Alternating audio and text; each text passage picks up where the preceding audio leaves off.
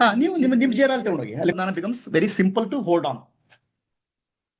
If the inner cleansing is there. If inner cleansing is not there, it's a longer process, but doesn't matter. It's not that it's a disqualification. With Atma Jnana, inner cleansing becomes much more easier also. Okay, so let us start. This is called healing of emotions. Okay, now when you heard about the healing of emotions, what do you understand? And for all the people coming here, if you want to take it as a journey of healing, you need to keep a diary.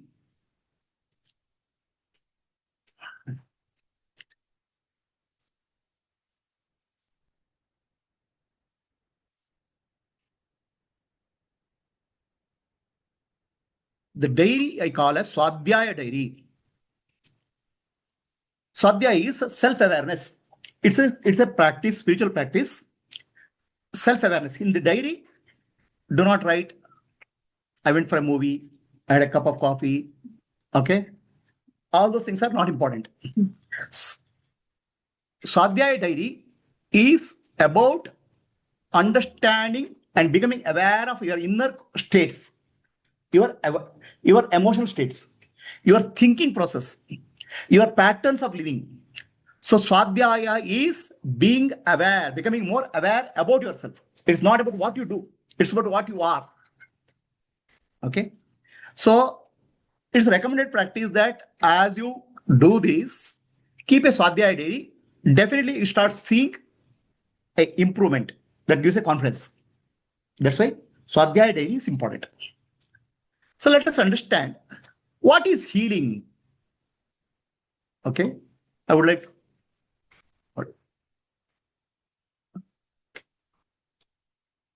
What is healing according to? Let me ask the group one. This group. What is healing? You have to come to understanding what is healing. You have to tell me answer what is healing.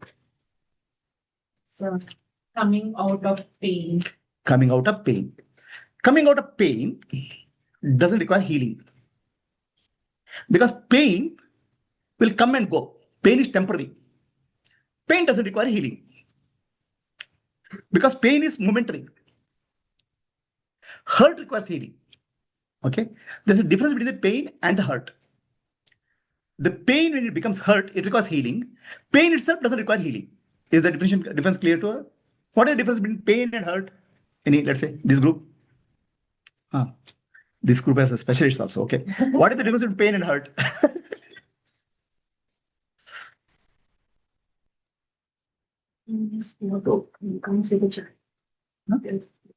Okay.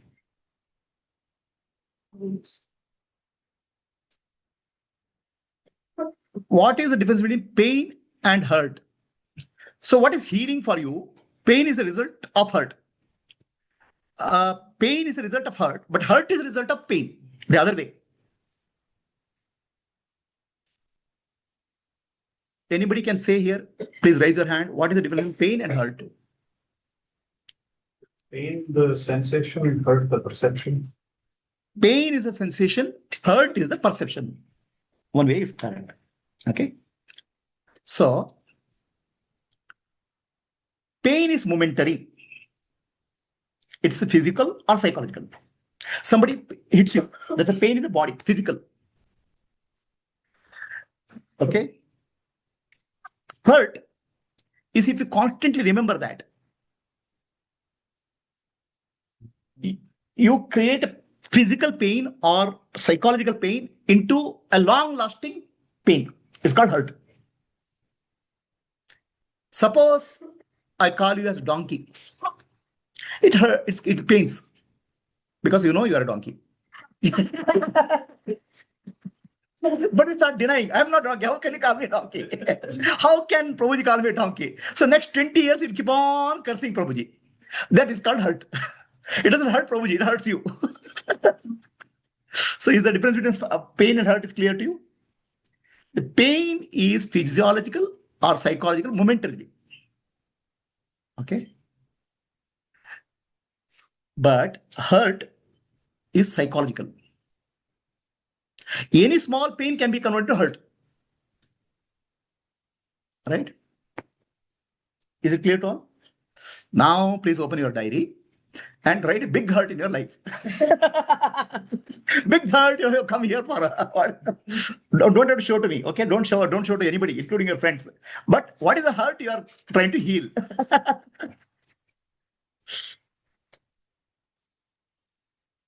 Is there a hurt in your life? There can be hurt, but what we do is we push it down, suppress it. Okay, what happens if we mask it? I'll tell you the effect of masking hurt. Okay.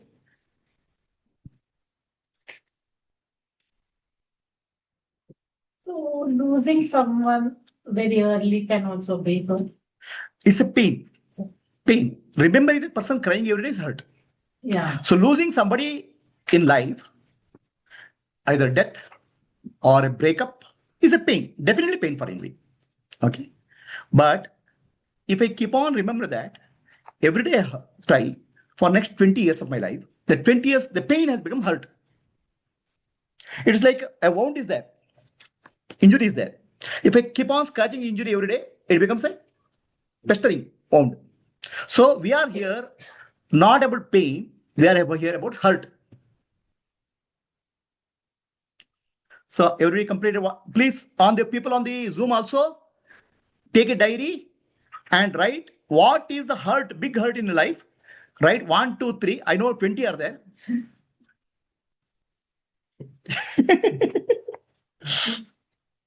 Sean, you need a book or diary? This thing, mobile is sufficient. Nurse. Everybody done? Please. Single book.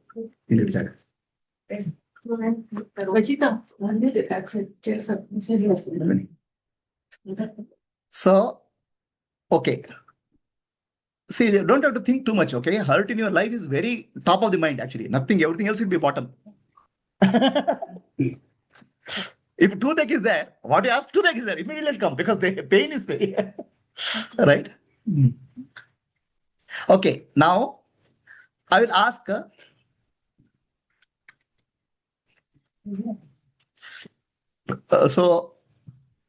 okay, you don't have to tell me a personal issues in this group. Nobody should tell personal. Tell only issues rather than personal. Don't make it personal. Okay. Do not tell anything personal in this group. Tell an issue. This is the issue. Okay. So, how many people have written the hurt as loss of relationship? Please raise your hand. Loss of relationship means death or breakup. There are two categories. Loss of relationship is death or breakup. Right? So that is called loss of relationship. That's a hurt. So now let me ask the question. There are 4 or 5 people have raised a hand. How many years the hurt is there? 1 year, 2 year, 5 year. How many years the hurt is there? 10.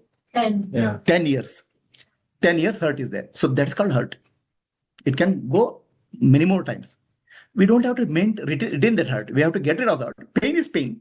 Definitely we lost somebody important. But the hurt is something we have to get rid of. Okay.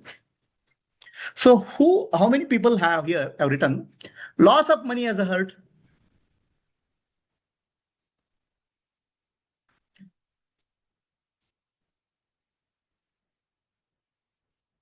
Where? Chat. Chat. Okay. Loss of money is the hurt. Okay. How long back was that loss of money? Oh. Huh? Oh, okay. Okay. Nobody gave him. Okay. So loss of relationship is 5 people say loss of relationship. In Zoom, how many people say loss of relationship is a problem? Loss of relationship is a hurt.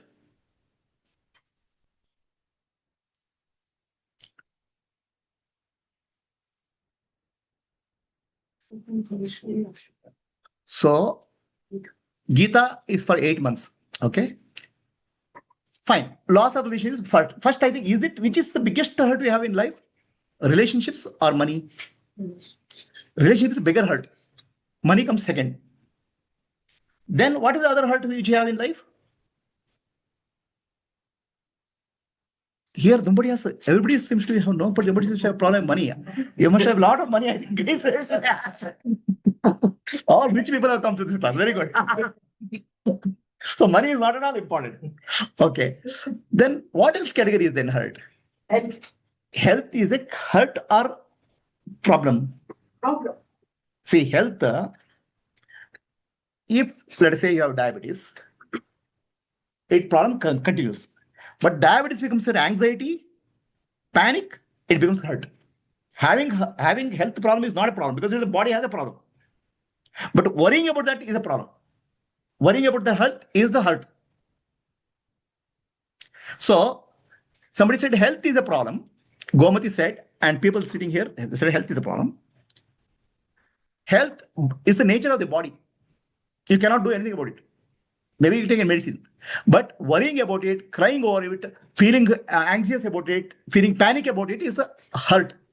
Is it difficult to follow? So how many people have hurt-related health? Please raise. Hurt can result in health problems also. That's true. Hurt will result in health problems. Okay. So health is next issue. Then what else? What else can cause a hurt in life? Relationships, money, health, and loss of business loss. It comes in the money category. Misunderstandings can cause hurt. Definitely. It's a misunderstanding. Cause comes in the category of relationship problem. Suppressing emotions. First of all, emotions itself we are calling this hurt. Failures. Okay. Failures in life, right, can cause hurt. Arguments can cause hurt. Okay. Loss of respect cause hurt. Which is more? Relationship loss, loss of respect is more hurt. Relationship is other. Hurt is for myself, which is more causing problem. For me, always is more problem. Always I first. If you lose your reputation is hurt. Right? Any other category you have missed, sir? Anybody? Experienced citizens like Shanai Mom should tell. Any other thing you have missed, sir? You should know so many things in life now by this time. What are the categories of hurts are there in life? The question is, if it's a pain, it is temporary, one time. Yeah. If it's prolonged, it becomes suffering for life, throughout the period of your life. Right. So that is the main difference between pain and hurt. pain and hurt. Yeah. Somebody was able to pick up this sound? What Shanai is? Huh? Aye. Shruti ji, can you hear Shanai, what Shanai ji said? Can't hear. Can't hear. Do one thing. I'll put a no. What I'll do? I'll put a earphone so that for me, from here. I was able to hear Guruji. A Some people little far, but we were Okay. able to hear. Yeah. Tell this. Pain is one-time process, one-time happening. And if you think about that and continue to think about that pain, that becomes a suffering. It's a long process. Okay. Okay. Can you hear clearly? Okay, good. So, Guilt. guilt is a suffering. Definitely. Guilt is a suffering. And guilt and shame are much more bigger, difficult sufferings. Relationship suffering, at least you can get some friend. Guilt is your own personal. Shame is your personal. Okay. So these are all sufferings in life. Anything I have missed out? Anger and resentment. Yeah, anger and resentment. Anger and resentment is an emotion. But anger, over a period of time, it becomes rage. Okay. What happened now? First time anger is, okay, I got angry. That anger becomes habit, then it becomes rage. Somebody says like this, I get anger. Okay. Who is the road rage persons here? Road rage. Okay. I'll tell you how the road rage happens. Okay. Shruti, yes, Shruti? Shruti says, nowadays people feel less of guilt for their own actions. Yeah, yes, Shruti, true. But there are people who feel guilt. Okay, so let us understand. So please use your diary when we discuss. Healing is a process. Desire also. Yeah, desire is a problem, but when it becomes hurt, When we right? Expectations are not. When the expectations are not met, that is hurt. When you don't get the fulfillment, desire is not met. It's lost. Okay. What is healing? Healing is becoming free, not from the symptom, but the root. So you can, yeah, silence, please. Yeah, you can go there if you want to see that. Huh? Go. Yeah. Yeah. Raghav, you can sit there. There you can take chair. Okay. So I have a toothache. I can take a paracetamol or anacin. Okay. And pain will go temporarily. But toothache problem is there. Understand? Problem is here. Root has not gone. In hurt also, people take a painkiller. Do you know that? In hurt, people take a painkiller. Do you know what type of painkiller take? Please think of yourself and write down what type of painkiller you take for hurt. Everybody does a painkiller. That is very difficult for managing the hurt. Is the question clear to all? You have a book? Yes. Okay. Can you please tell what is healing once again? No, I have not told healing because first I have to tell what is the problem itself. So, healing, what I told, is removing the root of the problem, not the symptom. Okay. Coffee, tea, and drugs. Okay. One person has written coffee, tea, and drugs.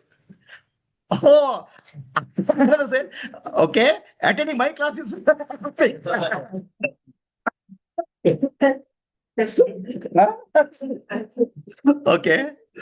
Okay. So, Correct, Guruji. Attending your class is a become painkiller. silent.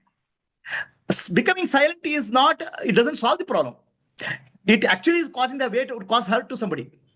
You know that? When husband speaks something, wife becomes silent. She has not become silent. She's actually, with the silence, she's hurting husband. Hurt back. Instead of hitting back, silence is more hurting. You know that? Not talking, especially blocking on the WhatsApp message, is much more hurting. The moment you get angry, block the message. To tell, I'm hurting you. I know all the tricks of the people. Okay, what all tricks you do for hurt, numbing the pain? It's called numbing the pain. Huh? Traveling. Traveling, run away, shopping, Hobbies. hobbies. No, she said no idea. Suppressing emotion by Yeah. being silent. Yeah, we are suppressing the emotion, being silent. Correct. Meeting friends, going up. Meeting friends and going out. So you want to escape from the pain, right? Escape from the create distraction.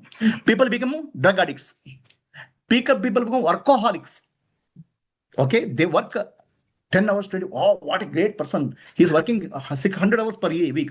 You don't know how much big pain he has inside. That's why he's working for 100 hours. He's trying to escape from the hurt. Self-pity and being sad about it for a long time. Then what happened? I'm like, why did it happen to me? And then cried every time. That's actually victim. Victim. It's becoming a victim. Self-pity. Why it happened to me? Yeah. Okay. Don't Instagram scrolling. Doom scrolling. What is called doom scrolling? Correct. Like this, huh? That also will tell you. Okay. Like they keep on scrolling. Okay. Now all of I request, in your mobile phone, there's one button which says how much time you have spent on your mobile phone today or yesterday. Please tell me, the person who gets a maximum time will get a chocolate today.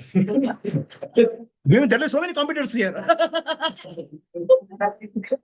Please open your mobile phone, really see, and write in Swadhyaya diary, yesterday or my average time spent on mobile phone is how many hours per day.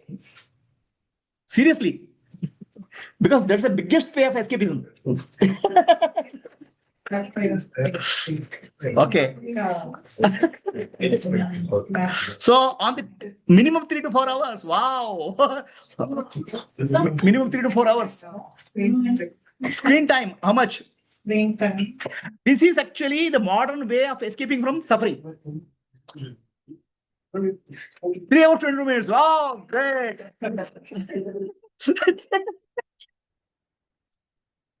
5 hours, 31 minutes. Wow.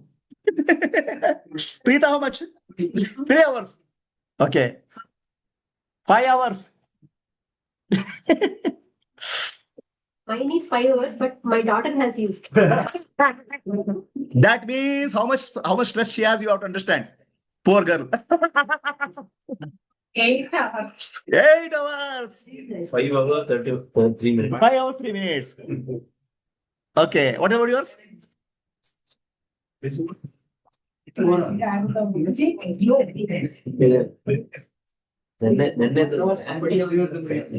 Oh, Friday is review. 2 hours and 2 hours in office. Screen time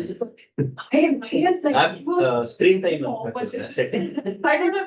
No, I'm not speaking of office work and all. I'm speaking of Doom scrolling. that. What is that? Yeah. Instagram not right. 3 hours. You're less only. You're less. So, mobile or laptop also, please understand. It's not just mobile. Okay. Okay. Silence, please. Yes, Satyavati. You spent for Satyam work. Okay, it's okay. Okay. So let's stop this. Okay. Please note down in Swadhyaya diary. On 24th of January, 2026, my screen time is whatever hours. 2 minutes. No, not yesterday. Yeah. 23rd. Okay. So one sign of healing is you'll spend less time on doom scrolling. That's a sign of healing. You don't need mobile phone for running away from pain as much. So one, like your BP is a measurement, okay, of your health. One sign of your health is how much less time you spend on the mobile phone. One, not for work. I'm saying for the TV also fit from. Yeah, TV. Netflix. Yeah, Netflix I'll give concession. Okay. I'll tell you why mobile phone is a problem. Okay. Why mobile phone is an indicator of problem. I'll tell you. Okay. So now all of you make a decision. How much time you want to spend on doom scrolling in the days to come. So that is actually health improvement. Like my BP is 140 by 90. I'll say I want to bring it to 120 by 80. So mobile phone scrolling is an indicator of escapism. How much you want to bring down? Is the question clear to all? Put down a number. I won't ask you. Okay. But I will ask you only one thing. Do your best effort to go there. Be there. Okay.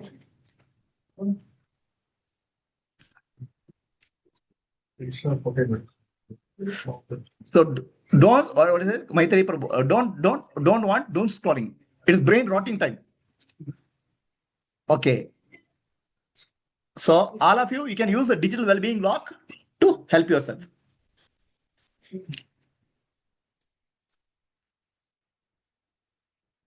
Brain locking. No. Scrolling is brain rotting time. I want to reduce it by using digital lock. Okay. So healing means not solving the problem temporarily, solving the root of the problem. So you lost your relative. You cannot get back the relative. Okay. You lost your reputation. You cannot get back your reputation. What can you do is you can remove the wound inside. Outside, you cannot solve the problem. Internal problem you have to solve. That's called healing.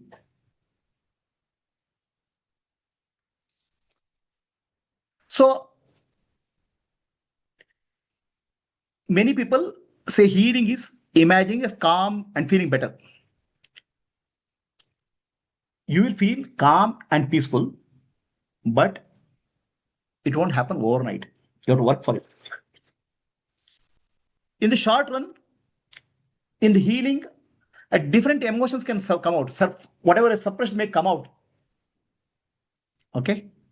It's like a septic. It can come out. Okay? It can be uncomfortable. When you leave the old habit patterns, some uncomfort can happen.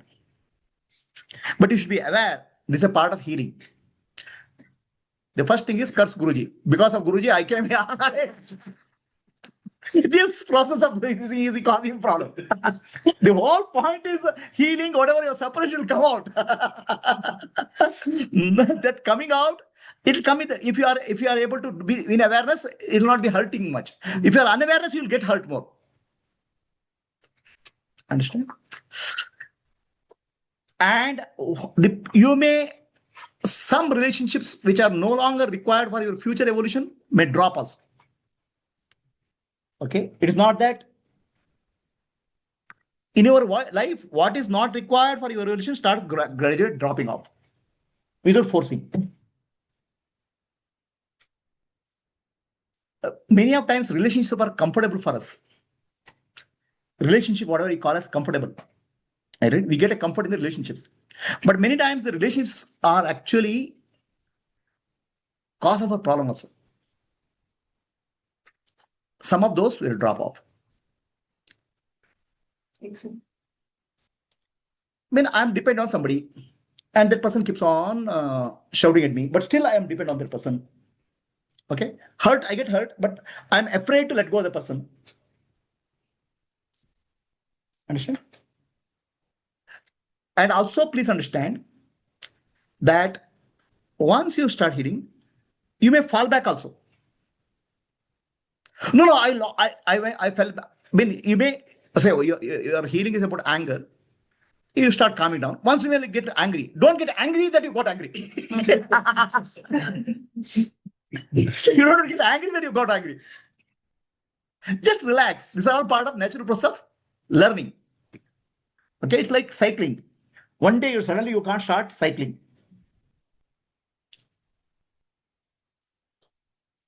There are stages in the healing.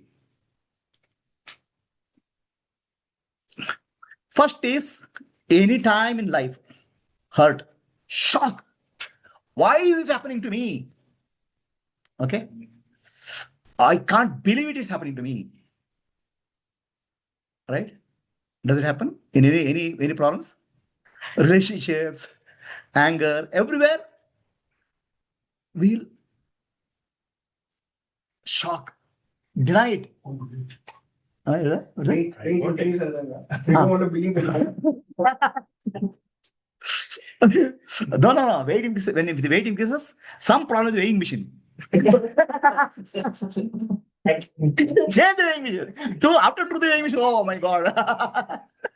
Denial. Then we get angry. Anger comes out. Anger comes out of emotion. Burst out. Always find somebody to blame. Okay? Understand? For any of the problem, any of these things, you will always have somebody. First of all, this problem is because of this person because of that person, or this person is because of the government, this person is because of the prime minister, this problem is because of Trump. Somebody will find blame. Okay? Never it comes, it's because of me. Here it will not come, it's always here.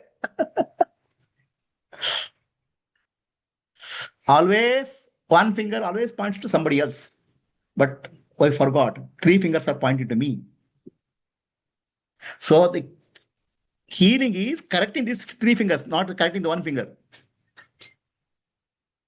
Not correcting this finger. That you can't correct. You have to correct these 3 fingers, which are 3 times pointing out to you. Then what will happen? You'll start bargaining. Either business loss, relationship, try to bargain something. Get back. Okay? So then, it doesn't work. Sadness. feeling sad. First is anger, then sadness. It's familiar to all of you? Okay. Then sometime after that, you have to live your life now. Okay, fine. Chalta hai. Accept it. Then comes you have to live with it. Okay. And learn something new. Then sometime you start transforming. Okay. But what happens is many times we don't integrate our life. The hurt is there. We don't integrate. Then what happens when you don't integrate? The hurt is there. I'll tell you, show you.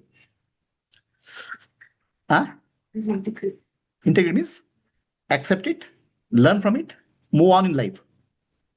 Okay. So Divya, please come here and touch me here. This side, this side. So Divya is coming and touching me here on the right side. Yeah. Yeah, come this way.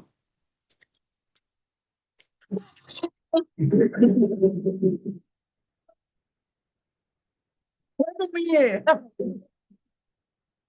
What kind of a person you are? Huh? You are hurting me. But why did you hurt me? So we always blame the person, other person. Really, the hurt is here only. Actually, I put a package. Say I have a patch here. Okay, hurt is inside, but I cover it nicely. Then somebody touches it, the hurt will open up. Then we'll start blaming the other person without remembering that problem is here. This is our life. Did you understand what I'm trying to say? There is hurt inside you. That hurt gets opened up. Nobody can hurt you if the hurt is not inside you. No new hurt. No new hurt can be. Only old wound can be opened. If somebody has healed hurt inside him, nothing can hurt him. Somebody is not touching, the hurt will not be there only. No? What? If somebody is not touching, then the hurt will not be there. No, hurt is there. I'll give it touching as an example. See what happens in relationship and transaction. We start feeling hurt and start thinking the other person is the cause of hurt. He may be trigger, but he is not the cause. The cause is inside. So you have to understand, cause of all hurt is inside us. Trigger can come from outside, but don't blame the trigger. Be thankful to the trigger because you are able to discover the hurt. Is it too much to understand? So if somebody humiliates me in public, for example, and if I get humiliated, that is because I had humiliation within me. Why did you get humiliated? Because, see, his question is, somebody humiliates me publicly, okay, and I get hurt. Understand? So now, let me give the story of Buddha. Buddha goes for a bhiksha, begging. One lady comes out. What kind of a person you are? You are 6 foot tall. You can work. You have come for bhiksha, and she spits on his face. Pooh. Okay. So it's humiliation for a Buddha and that being. That like this. Okay, it goes. So then Ananda, who's the disciple of Buddha, who is getting rage. How can somebody humiliate my guru? He asked Buddha, she humiliated me. He humiliated you. He is getting angry, Buddha, Ananda. So then Buddha says, where she humiliate? She didn't humiliate me. She spit. See, spitting on the face is taken as humiliation by the mind, interpretation. See, how you interpret the situation is the make the difference. So spit on the face. Okay, so what? No, it's a humiliation. That's your interpretation, my dear. I felt poor pity on that woman. How much she must be suffering. She has to spit on somebody's face. Okay, I felt pity and compassion on that woman. He didn't get hurt because Buddha didn't have humiliation as hurt inside. Why do you have humiliation as hurt inside you? You must have a complex there. So actually, you should do namaskar to the person who humiliated you. Thanks to showing me my disease. You should be very thankful to the person for showing you disease. Since he is already there. He is not causing you humiliation. Is it clear to all? Any people on Zoom? Can you remove the background? My place in the virtual base is black. Virtual background. Which is not virtual, this is real background. No, you kept it. Huh? Which you used to. Oh, it's not good. None. It's none only. Virtual. Huh?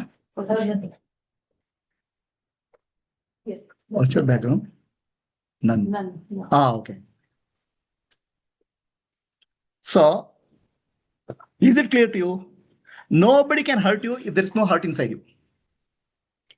Nobody can humiliate you if there's no humiliation inside you. Triggers. They can be triggers, but the triggers, how it's interpreted is your interpretation. That causes hurt in you. Your interpretation causes hurt in you, not the trigger. You understand? Are you clear? Situation cannot cause you hurt. It can, at best, it can cause a pain. But hurt is caused by your interpretation of the situation.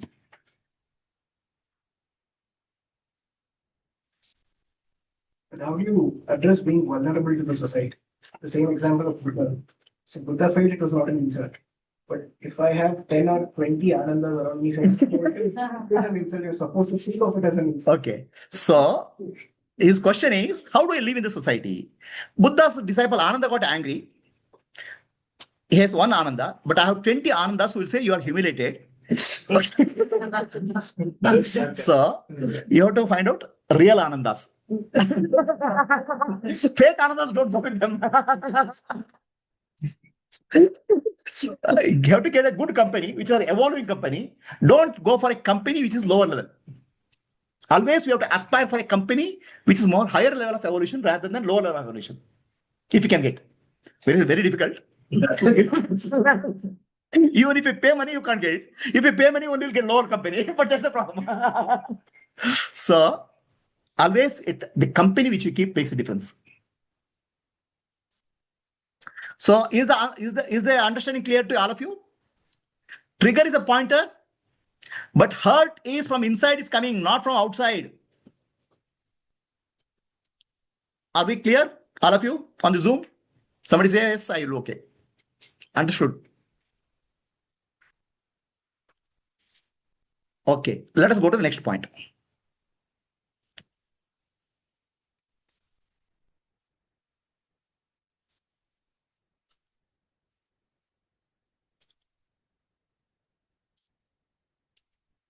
So, emotional healing is, what is the meaning of emotional healing? Whatever pain is there in life, we cannot avoid pain in life. Life is painful. Very different situation in life. But that pain, please understand, understand very clearly. We cannot remove the pain. But we should ensure that the pain doesn't affect my present moment. What is valuable to you is the present moment. The present moment should not be disturbed. Are we clear? The past should not disturb the present. That is the point. Pain, loss of relationship, loss of money, the pain cannot be removed. Hurt means that pain should not disturb me in the present moment. Am I clear?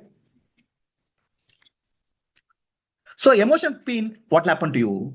Anger, mood swings, sleeplessness, insecurity, poor self-esteem, grudges, not able to forgive anybody, and lack of social communication, social media, WhatsApp, phone call, band. Okay. So now please remember this word. Pain is inevitable in nature. You will get pain in life. Life is pain. Physical or psychological, no? Pain is inevitable. Nobody can avoid pain in life. But you can become free from suffering. You can become free from suffering. Converting the pain into psychological problem. How do you do that? By right understanding. It's called interpretation. That comes to jnana. So I'll tell something, you please repeat. Repeat after me. Pain in life is inevitable, impossible to escape. Suffering in life is optional. Suffering is caused by stories which I create from the pain. What type of stories you tell on the pain is next to suffering. Suffering is not real. Suffering is created by the stories which you tell about suffering. कहानी बताते हैं. Is the understanding clear to you what I meant? Stories will tell. I'll tell you what happens. Stories, right? You tell to yourself or you tell to others also. Okay. So one lady has a difficulty with the mother-in-law. Mother-in-law says, Namak kam dala. You put salt less. Okay. What kind of mother-in-law is this? She has seen Saas Bahu Bahu TV serial. Okay. The moment mother-in-law says salt is put less, that TV serial comes into picture. A story is created. All mother-in-laws are like this. So, mother-in-law is telling me to put less salt. What kind of mother-in-law? Mother-in-law is harassing me. She goes and opens the door of neighbor. Tuck, tuck, tuck. My mother-in-law is very bad. She is telling me how less namak I put. I know. She is elbowed. She's just started learning cooking last week. But okay, I know how much to put salt.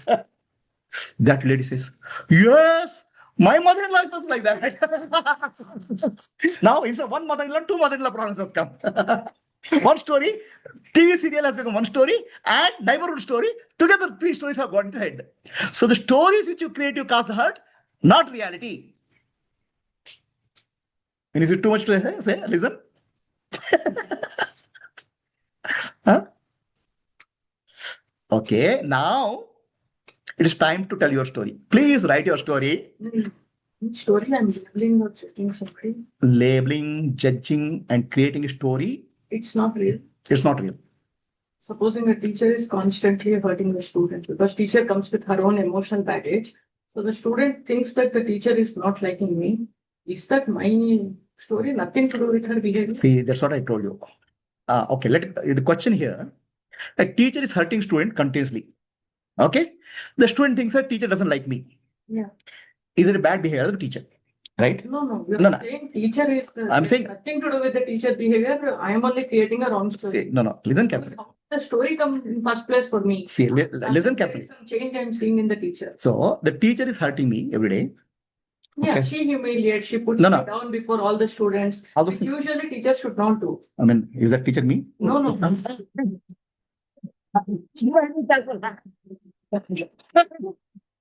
Be careful with the answer. Self-defense. Sir, I'm telling the answer, okay? Yeah. So the teacher is actually a divine person from thing. I only created my story. No, I'm saying, let me tell some complete summary, no? So Then I should think like that with every teacher, no? Story. No. See, you have to understand here.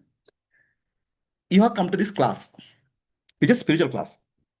Here you come to increase your immunity. Okay, I don't want to reduce your immunity. Okay, I can tell the teacher is a very bad person, you should get hurt. Then your immunity will come down. No, it's not about immunity. You are saying we are creating stories. There is nothing to do with the other person. I'm saying. So are we hallucinating? No. Hallucinating or the teacher also has some contribution. There is no hallucination. I'll tell you how the story gets created. Right? You have to understand how the story gets created. So the teacher says, I can give you an example. You are a dull student. Let's say you are a dull student. I don't know this much also. Suppose I say like I'm saying they say you don't know this much also. Right? So a teacher, intelligent student, smiles. The teacher knows this much only.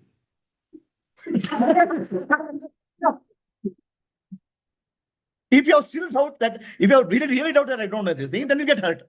If he is intelligent, okay, teacher knows this much only, Baba. Her knowledge is this much only. He should smile at the teacher. Why should he get hurt?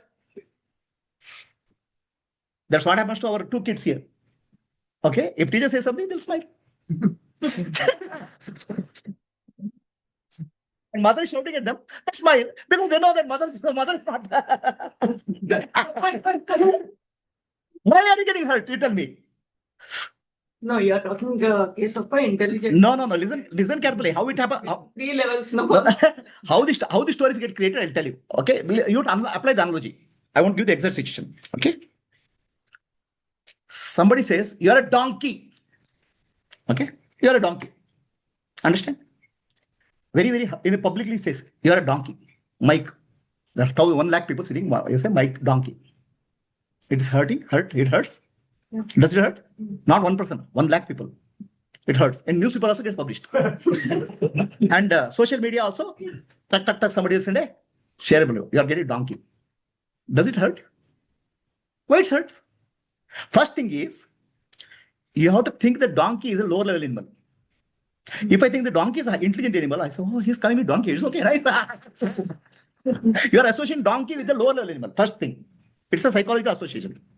Second thing is, if he is calling me a donkey and comparing me as donkey, which is incomparable, I get hurt. So if I say apple and orange you are comparing, apple is better than orange or better. He says, you fool, you are a fool. How are you comparing apple and orange? How should I get hurt?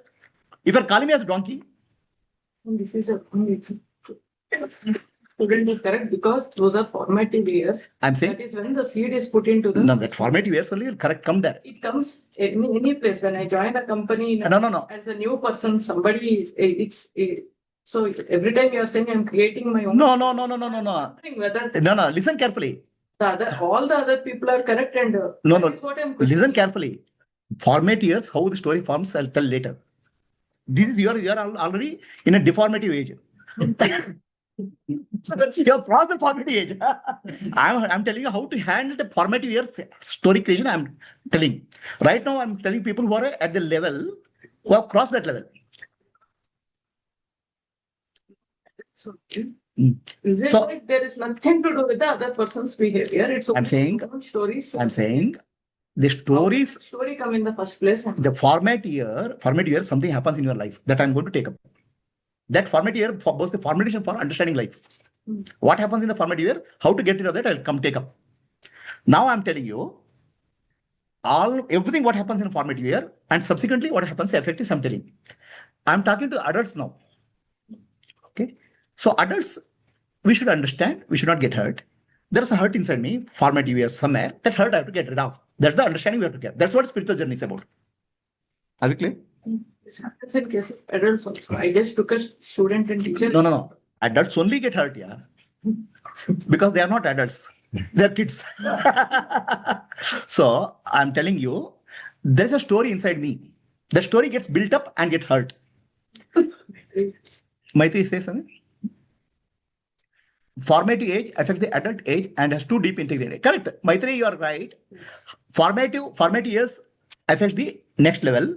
How to become aware of the formative year and how to get rid of it is I'm going to take later. Okay. Sometimes others hurt may affect us even we don't want to get triggered or we know that we shouldn't take this as an hurt. But it may in effect worldly life, some life-threatening situation may occur. So should we still continue? So Shruti, I'm speaking of the hurt, the pain is going to be there. Pain is going to be there. Okay. The pain is somebody did it to you once. I'm only speaking of hurt, which you are doing to yourself later. That you can avoid. Nobody can stop you causing pain in life. First time pain becomes a story for us, which we are repeating for every day. So please understand what I'm trying to say. Pain in life by teacher, student, person going on the street, policeman is impossible to stop. Okay. But you can help yourself by not hurting yourself. No. That hurting you happens because of stories. Your stories hurt you because pain was one time. The hurt has been permanent in you. Is the answer clear to Shruti? If somebody is causing pain, you go run away from him or hit him. It doesn't matter. We repeat the story 1,000,000 times to create hurt in us. I'm speaking of that hurt. So we suffer the memory. You suffer the memory. You suffer the story. And you'll feel more happy by sharing the story to say how much I got hurt. See, please, I got hurt. So you are actually blowing up the story, also making more hurtful. Enjoying the story also. Because you're getting attention also. So overthinking is a product of stories. Overthinking is coming next. What is overthinking? Why overthinking is there? I'll tell you. But please let me say, I'll say it again repeatedly, okay? Pain in life is inescapable. Pain in life, you cannot escape. Pain can be physical, psychological. Pain is momentary, but hurt is optional. Pain is caused by somebody or some situation. Hurt is self-caused injury. Hurt is you hurting yourself. The person who caused pain to you for 5 minutes. But you can hurt yourself with your story for next 50 years. Is the distinction clear? Yes, Katya, what is the question? Is it okay to vent out? Definitely you can vent out. Whatever response we are not speaking of. Response, either you can run away, fight, flight, or be calm. We can do anything. But do not hurt yourself. You hurt yourself in stories. Sir, maybe like sharing the story is also kind of venting out. It can be, or it can be amplifying also. Okay, I told you, one mother-in-law and two become two mother-in-law, to become three mother-in-law. Sharing the thing to somebody can be helpful, depending on with whom you share. If a person you share with one mother-in-law problem, you will become two mother-in-law problem will carry. Somebody has no mother-in-law problem, you can help her. What happened is one of my students wanted to do social service. She wanted to become a counselor. Okay, she took a counselor training and she started counseling for the women who are done the trafficking, women trafficking. Those who are, after hearing her horror stories, within 6 months, she became psychotic. That affects you also. Understand? So, a counselor needs a counseling. Otherwise, counselor will also go.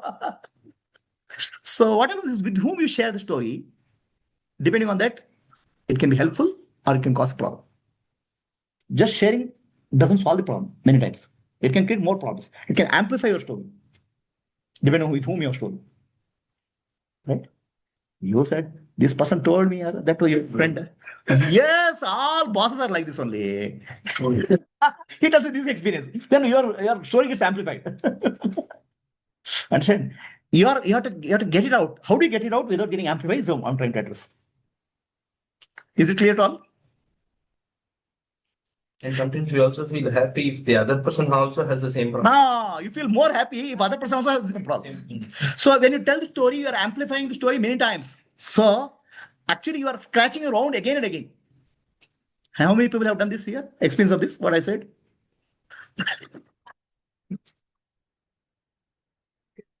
Venting out is present moment.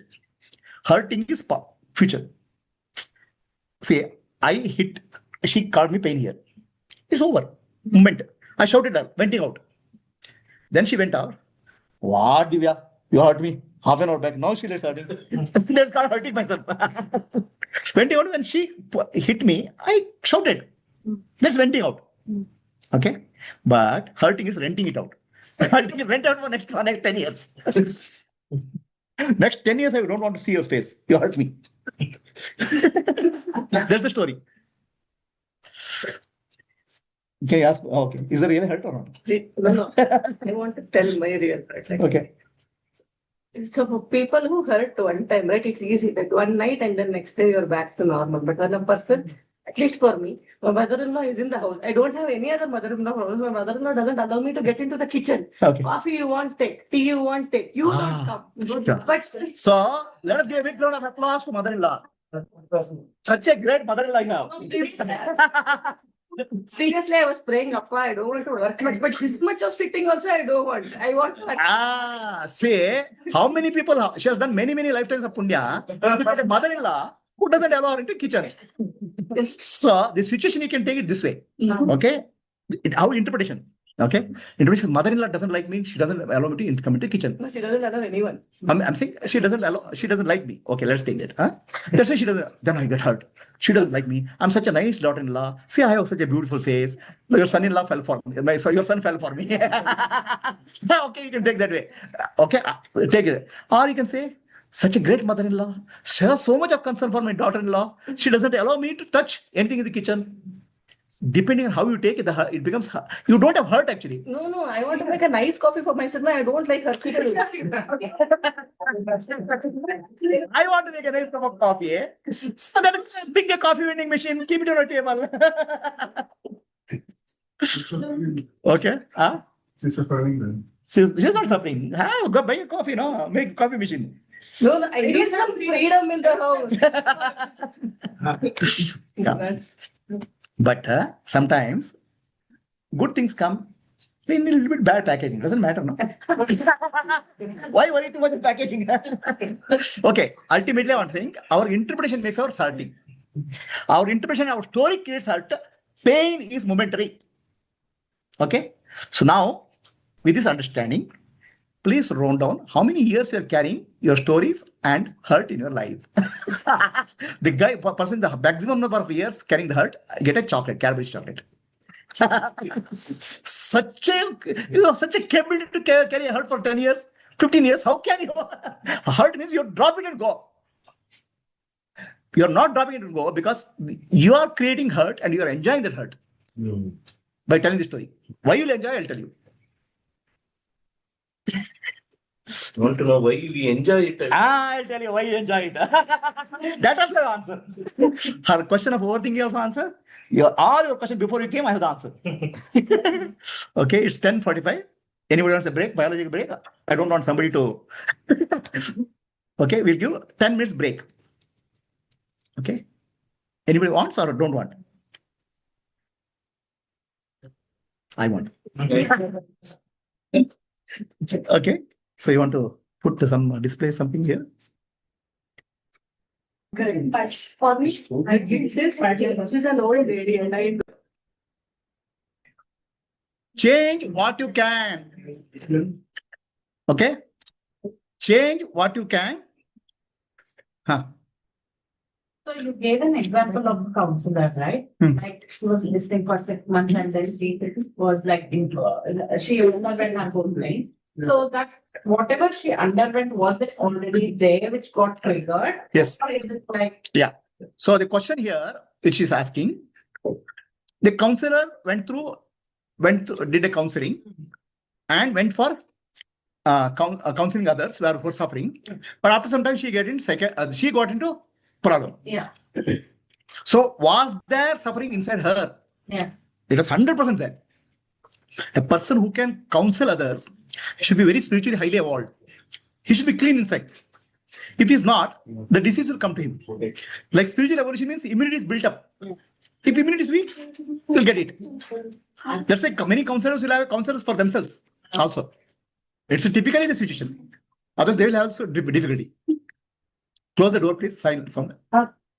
Because I'm a HR, so I do hear a lot of complaints and other things. Right.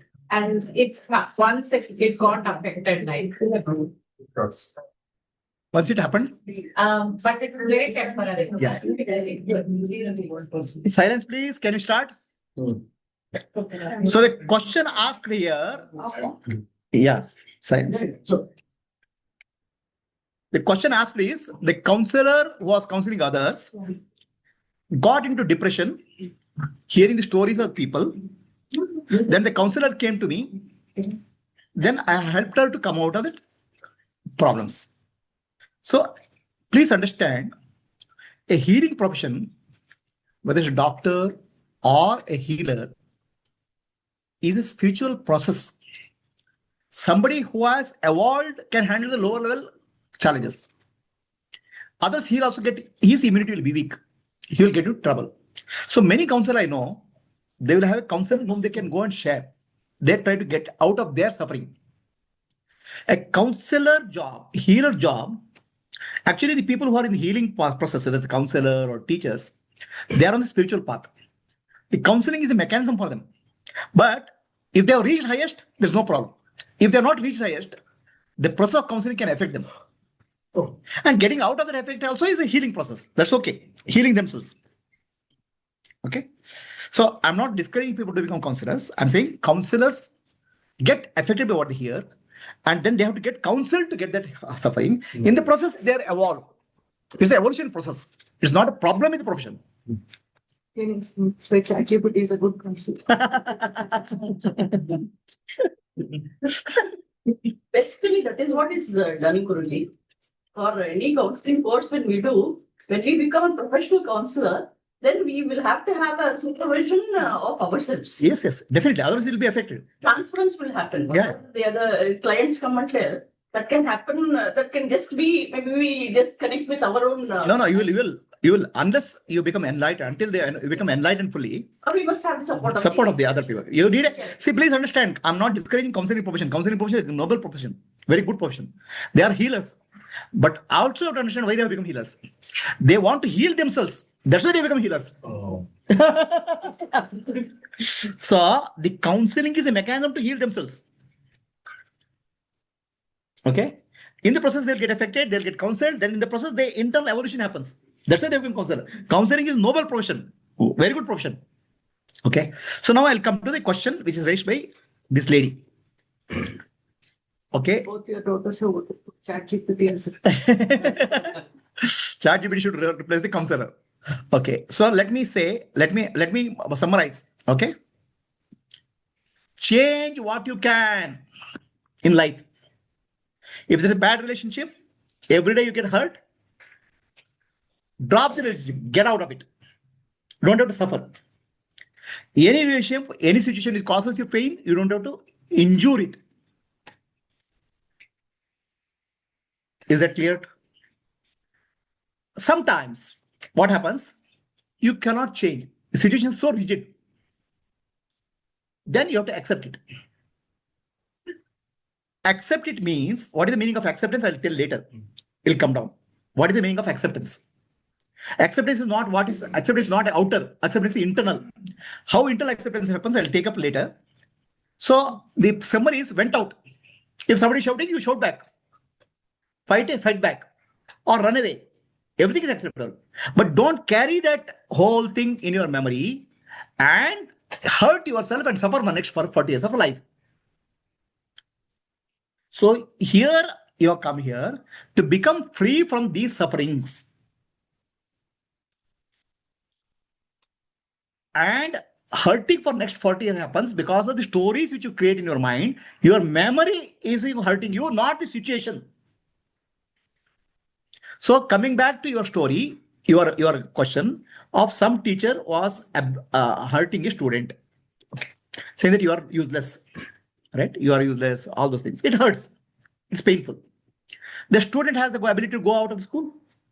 He doesn't have, right? He cannot run away. He has to be there.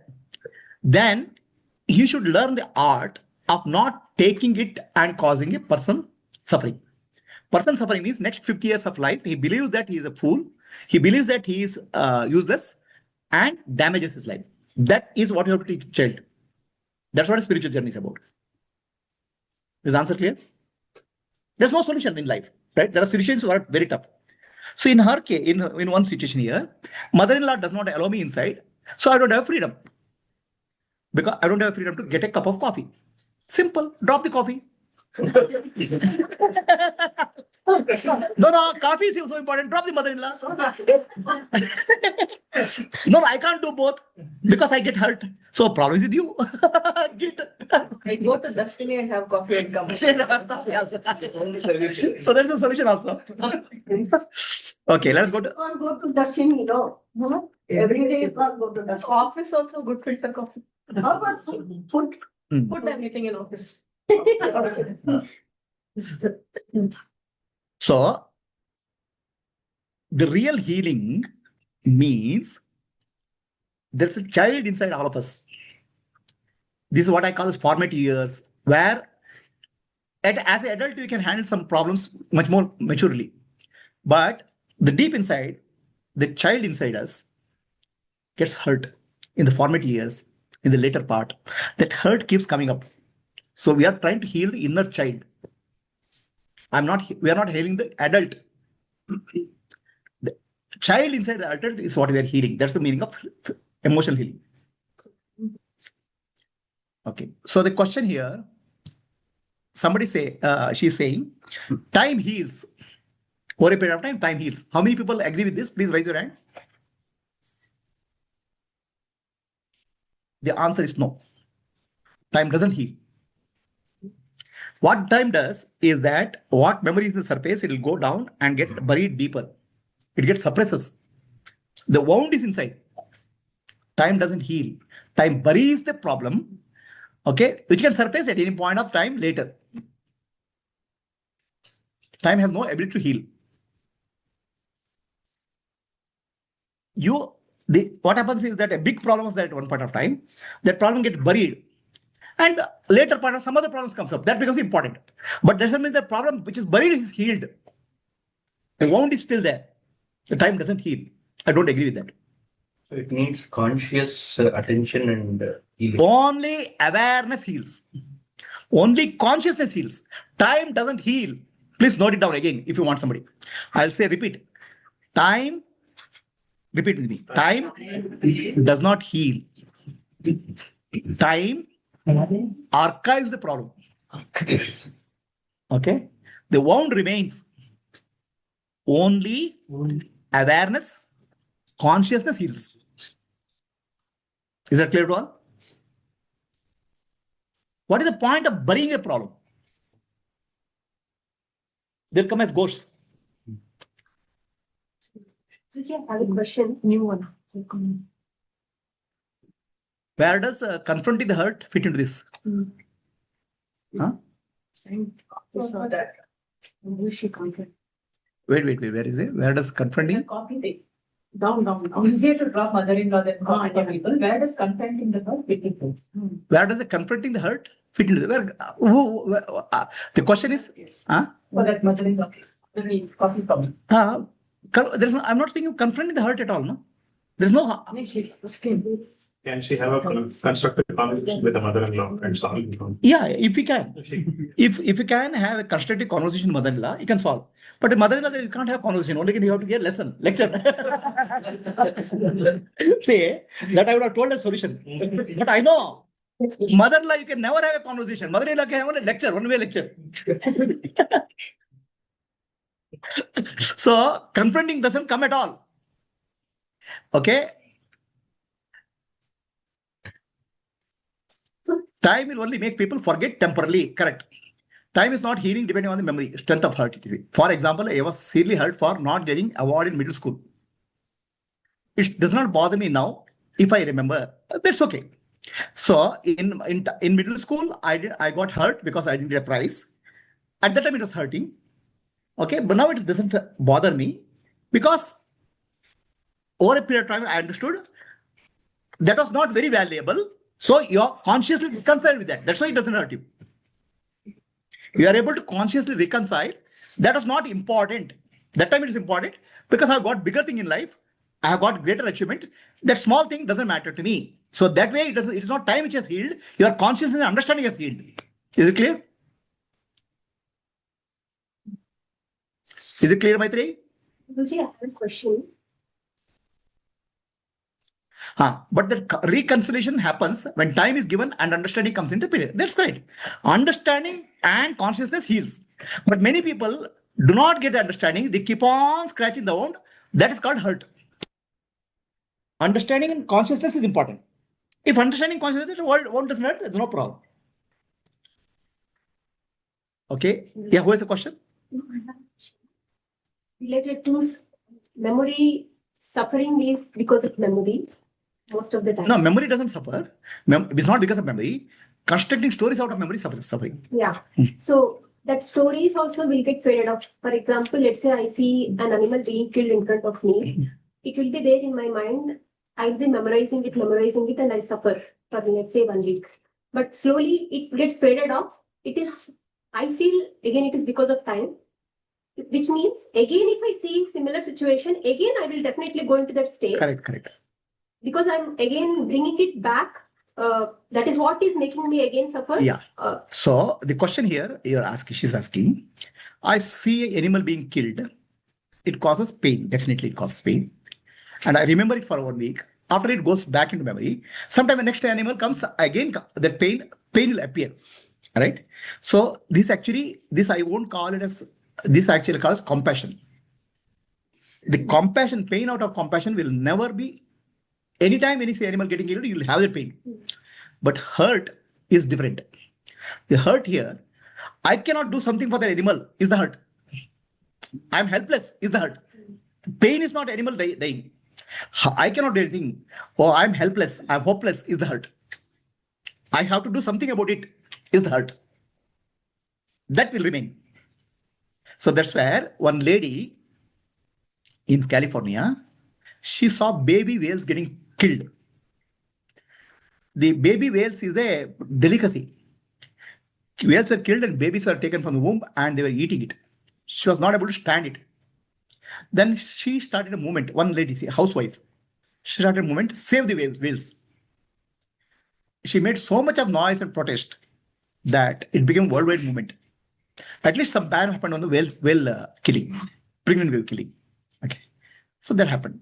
See, the pain is not seeing an animal being killed is very painful, but hurt is not that. Hurt is I can't do something about it, is hurt. Understand? There's a hurt. There's a difference is there. You are not getting hurt because of the pain of the animal. You are getting hurt because of your helplessness. Understand? That you have to overcome. Either you have to do something about the animal or do something for something else so that it compensates. We are speaking of the hurt inside you. Right? So this might come up in any case, right? So in this case, she felt helpless. And in some other situation in life where probably a boss is doing something where you are helpless, you cannot raise your voice, you cannot accept it. So that may also come as this. So is this A boss is doing boss is causing the animal getting killed is different from a boss causing a problem. A boss or a spouse causing problem, right? So many situations, if you are able to reconcile, talk, get it over, is fine. If nothing works out, you have to change. You have to get out of the situation. My question is in this case, like Buddha and Ananda's this thing, right? So the hurt was there and that got triggered by the incident, whatever probably boss saying it. Now I don't know why I'm feeling helpless in this case, or can I immediately react or not react? So is it that helplessness? That helplessness we are addressing in this class. So boss tells something to me, I got hurt. Now, is there hurt in me? Yes, there's hurt in you. How to get over the hurt is this class. Right? It is there in all of us. Please understand, this class is not magical. I don't have a magic wand to remove all the problems. Yes? So what about the happy moments? Some happy moments, like with this from school or a teachers or mother-in-law or my husband. So remembering that and is it same that moment? Okay. Now the question here. First, let me complete her question. Her question is, boss hurts me. There's hurt in me. I can't do anything against the boss. I can't go and hit him. I cannot get out of job. So the situation is there. So now, only thing I'll say, the principle is change what you can. You cannot change your job. You cannot change your boss. You're stuck in a situation. Then the only thing which you can change is your mind, how to face it. Okay? There's nothing else we can do. So that injury is minimum. That's what I'm trying to teach. Right? Definitely, If you would have walked out of the job, you would have done that. If you would have fought with the job boss, you would have done that. Since you are not able to do that, I'll say change internally so that you don't get hurt. You become peaceful internally and face the situation. Okay. To tell you, boss hurting. I have also some stories in life. I had one terrible boss. Okay. The boss, it's a real situation and real story. The boss was so terrible. You know who is that, right? The people, he knows also because we work in the same company. People are afraid to walk into his chamber. They'll get pissed off. You'll make them shiver. Every sentence is provided, one full stop is not there. And you'll start saying, you don't know the full stop, you are a study graduate, you'll start like that. You'll make a mess out of a life. And people resign and go because this guy is a very senior person. And unfortunately, I was put under him. I cannot leave the job. I cannot go anywhere. Okay. So anybody who go into his chamber will get tremble. He gets a joy out of that. He says something. Okay, I say, yes, okay. Fine. It doesn't you see, if I hit you and you feel, you say, I'll get a pressure. You don't say, okay, what pleasure I get? How many times I hit you? Like if I hit a wall, I can't hit wall, but I can hit him and I get a pleasure. So you are crying. If I hit a wall, my hand only hurt. So he keeps on hitting me. I say, okay. Okay. So that's what happened. He got frustrated hitting me. Really, I'm telling the real story. Then after some time, he started appreciating me in front of others. He has never appreciated anybody. Okay. It should be like Prabhuji. So it is like this, my dear. Okay. So then you did not have the helplessness. I'm neither helpless nor hopeless. I'm calm. This person is says mad. So what do I shout at him? So that See, is acceptance. acceptance means understanding. Yeah. Understand. I'm not hopelessly accepting. Yeah. Understand. Okay. See, if a dog comes in front of me and barks, I won't cry about dog, no. Huh? Understand? I mean, if dog starts in front of me barking, will you feel bad about it? If some dog had bit me earlier. But that's only pain. But dog barking at you, will you feel bad? You won't feel bad. Why? So nature. Okay. Now, please repeat repeat with me. Okay. Dog barking at me, I will not get hurt. Because it is the nature of the dog. Okay. Fire, burning, does not hurt me because it's the nature of the fire. Snake biting me does not hurt me. It is the nature of snake. But I get hurt when boss shouts me or husband shouts me because I think it is not their nature. I am wrong. It is their nature. See, it is their nature. You will come to this. This also, the boss also will take. Our boss, husband, wife, everybody will take it. So what happens is you think it is his nature. Okay. Why he is shouting? Because there's a big hurt inside him. You can't see the hurt. That pain is shouting at you. If he's seen that pain, you would have felt pity on that. Oh, but this fellow is shouting. Why? A dog is barking. Oh, poor fellow. Somebody has thrown a stone. This guy has a stone inside. You don't see the pain in here. Okay. We can't see. That's where compassion comes. I was feeling compassion on that fellow who was shouting at me. And that's why I changed him also. And he changed. I'm telling you a real story. So what happens to you people is that you think that other person is shouting at you. No, he is crying out of his pain. It's coming a shout. For you, it appears as shout, but there's some suffering inside him. It's coming out. You cannot help them. Yeah. See, you can help somebody who seeks help. You cannot help anybody who doesn't seek help. There's a small story. The scout boys, not scouts, You have to write every day what good work they did. First student wrote, we helped a lady to get into the bus. Then teacher asked, what is good about it? She didn't want to get into the bus. We pushed her into the we help somebody. Someone help her.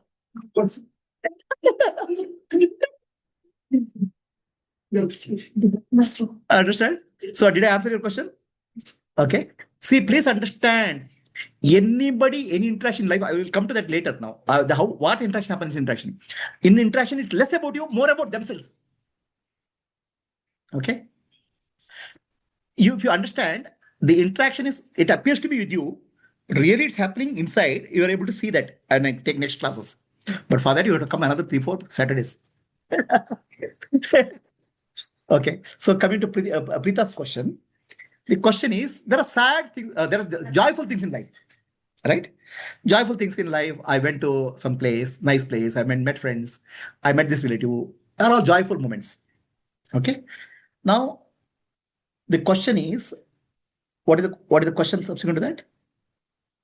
Remember, remembering. Remembering joyful situations, is it a problem or not? It will be a problem. Okay. If you convert to disturb the present moment. Anything which disturbs the present moment is a problem. So, for example, see, you are sitting in a nice place, beach. Okay, very nice place. See, 30 years back, I went to beach, very nice. So that means your present moment is destroyed. The present moment, nice beach is gone. So you have gone mind 30 years back. Right? So, you understand what I'm saying? What we are saying is, what destroys the present moment is called hurt. Did 30 years back going to the beach, which is better than this, is destroying the present moment, enjoyment? Yes or no? No. If it's no, it's fine. Okay? If it's no, there's no problem. The hurt means the past affecting the present in some way. So, another way of saying, okay? See, my college day was golden, you'll say. Okay? That means present day is silver. Present moment is gone. Present moment is also golden. That you are not recognizing. Understand? The present moment is the only precious thing we have. If that is getting destroyed, that's called hurt. Is the definition of hurt clear to all? What destroys the present moment is called hurt. And what creates the hurt is your stories. And what is created stories is a memory. Memory should not be destroyed. Stories should be stopped. Is it clear to all? You have a question? Yeah. So, somebody hurt me 20 years back, and I thought, okay, I cried and all that. I thought I'm healed. Again, after like 15 years back, the same incident, but a different person. Yes. But the same things happen, the same events, and then again 10 years, 5 years, even now. Correct. So that's called pattern in life. Yeah, exactly. That's a pattern in our life. Yeah. In our life, that pattern is called karma in Sanskrit. How to get rid of the pattern is what I'm going to teach. So her question is, 10 years back somebody hurt me. 5 years back somebody hurt me. Situation repeats. So we call that as karma. Karma is repetition of a pattern. It can be relationships, or it can be business, or it can be money. Something keeps on repeating. Again and again. Forever. Next million lifetimes also. But person who is, I thought is hurting is changed. The situation changes. Yeah. But hurt remains. Because it is not the person or situation. Okay. It is your inner hurt which is attracting the person. So, repeat after me. We attract situation in life based on what we are. Unless the identity shifts, the situation will keep repeating. Your identity of yourself shift has to happen. You should not be you. What is called you is same. Situation also repeats. So being aware of it is shifting the identity. And there are many more things. We'll take one more, right? So Shruti says we didn't get healed. No, just reading the question. So Guruji can hurt become a cause for fears and nightmares. 100%, definitely. Hurt become a cause for hurt is what goes into your subconscious, and it keeps on. It keeps on opening up. It can come in the form of dreams. It can come in the form of fears. It can come in many forms.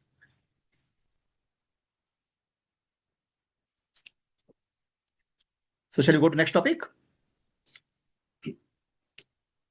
So healing means healing your inner child. This inner child definition is younger you, where in the formative years we are getting much more hurt. This wound is what is causing the stories. Is it clear? So did I answer your questions? Change what you can, accept what you can't, and addressing the formative years. That's what I'm trying to address.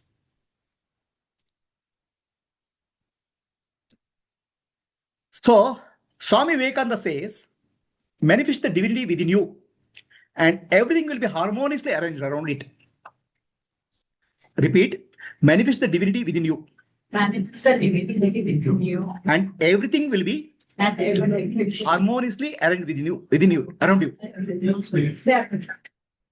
So what does it mean? You are the center around which things are getting arranged. That's why first thing you have to learn in life is that the center is in me, good or bad. That's attractive situation in me.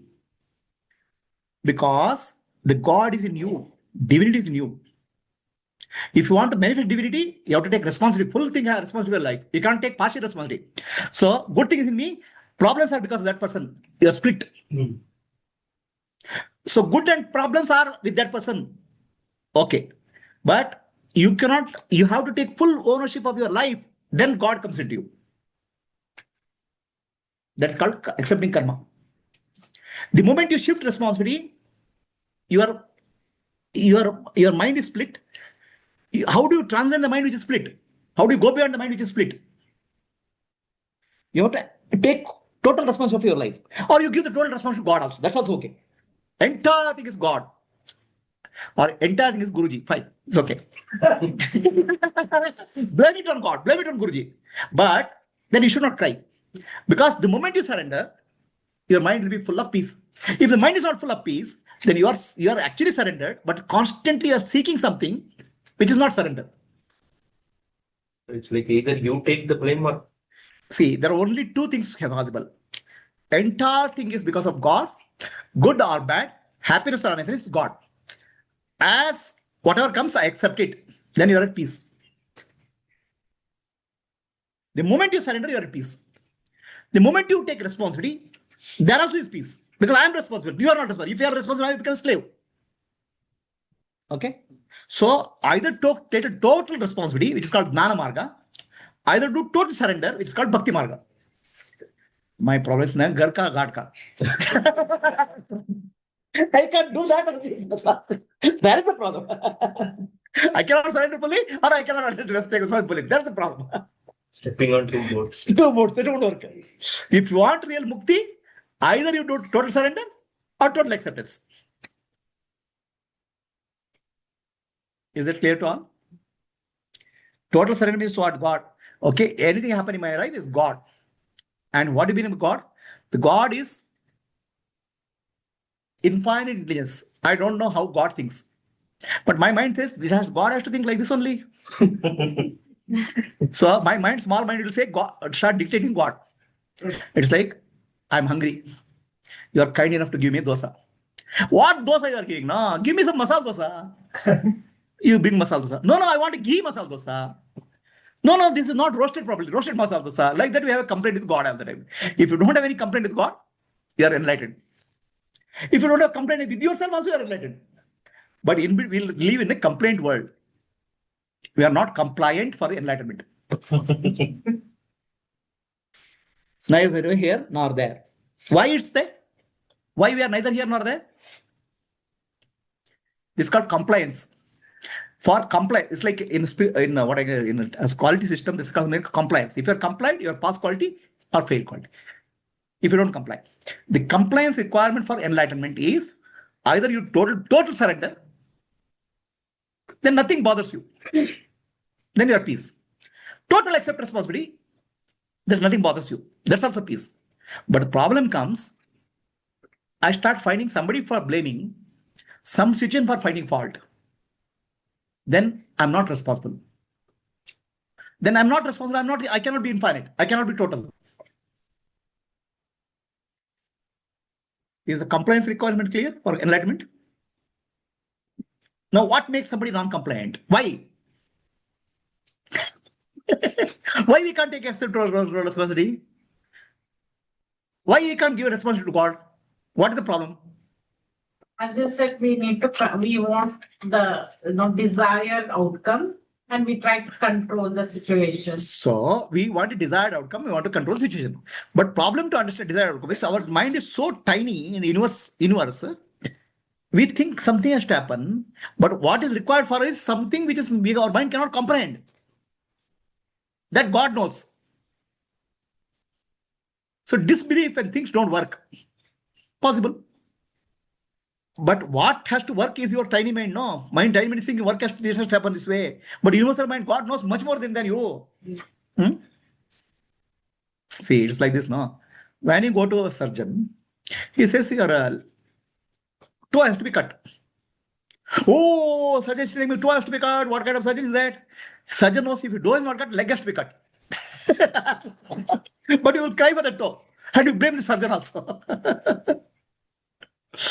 So here's a bigger picture. That bigger picture you don't have. Still you want the smaller picture to happen, then they'll be restless. Is it clear? Is it clear to all? Any questions? The difference between total surrender and total acceptance, can you give me an example? Both are same. Total surrender means anything happening in life, good or bad, happiness or unhappiness, sad or joyful, is because of God's will.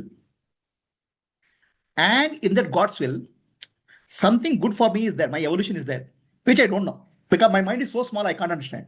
So I accept whatever comes to my life, good or bad, smilingly, as God you have sent. It's a gift. Some bad thing happens, so it's God's gift. Because in the bad thing, what is good, I don't know. I can't understand. That's why I say it's God's gift, because God knows infinite things. That's called acceptance. It's called surrender also. So you don't have a choice. You live life as choicelessly. Right? So in acceptance, I say whatever happens, I only did karma. That karma is coming back to me now. I'm responsible for that. If bad things are happening, bad karma I have done. I'll correct myself. I'm taking a responsibility. In surrender to God, I don't even know what karma I have done. Who has done karma also, I don't know. This God knows. I'll accept it. So when you accept it, your inner journey starts. When you surrender, the guidance starts from God. Right? But in between what happens, we neither accept nor surrender. Then what will happen? Confusion. Clear? Prabhuji, I didn't get the answer why we are not able to follow either of the ways. Why we are not able to follow either of the ways? Anybody has answer for this? Either surrender or acceptance, we can't do both. Why? We'll be always switching. We'll do this. Any idea? Why? See, basically, okay, our mind is very tiny. Our mind is very tiny in the totality of the schemes. It's very tiny. In the universal mind, we are small. Okay? But a small mind has big ambitions. Small mind has a big desires. So I'll give you an example. One elephant is in the room. One ant is sitting there. The ant is telling elephant, go left side, go left side, go left side. Don't come near me. Go right side. For elephant, or ant says, what big difference it makes. The God is like elephant, infinite intelligence. So the aunt called your mind is saying, it has to be like this. If you didn't do, God is, I don't believe in God. So our desires, we don't understand. I'll tell you simply. We don't understand the infinite intelligence of God. Our finite intelligence, we think, is bigger than that. I can dictate the aunt thinks I can dictate to elephant. That's exactly happening. And aunt thinks that this has to be done this way. Elephant has to do this. We think that God has to do like this to me. What God does, how means God is totality. How it does, I have no clue. It's infinite intelligence. My finite intelligence cannot understand. But I believe in my finite intelligence. Because of my intelligence, I got a job. Because of that, I got a job. I got a salary. Because of that, I got married to this lady who is so beautiful. So we associate that achievements with my ability. In the scheme of infinite intelligence, it's nothing. It's like a supercomputer versus your pocket calculator. How does it make? Where is it? Did you get answer? The question is why I can't surrender or why I can't accept it? Because of our ego. Our ego says this is the way things have to happen. God has infinite intelligence. How my small ego can dictate how things have to happen in the universal intelligence? I can't. I have to surrender. And I don't know what karma I have done. I have to accept it. So now problem comes with non-acceptance. I want the things in some way. That I want is the ego. It is very limited intelligence or no intelligence.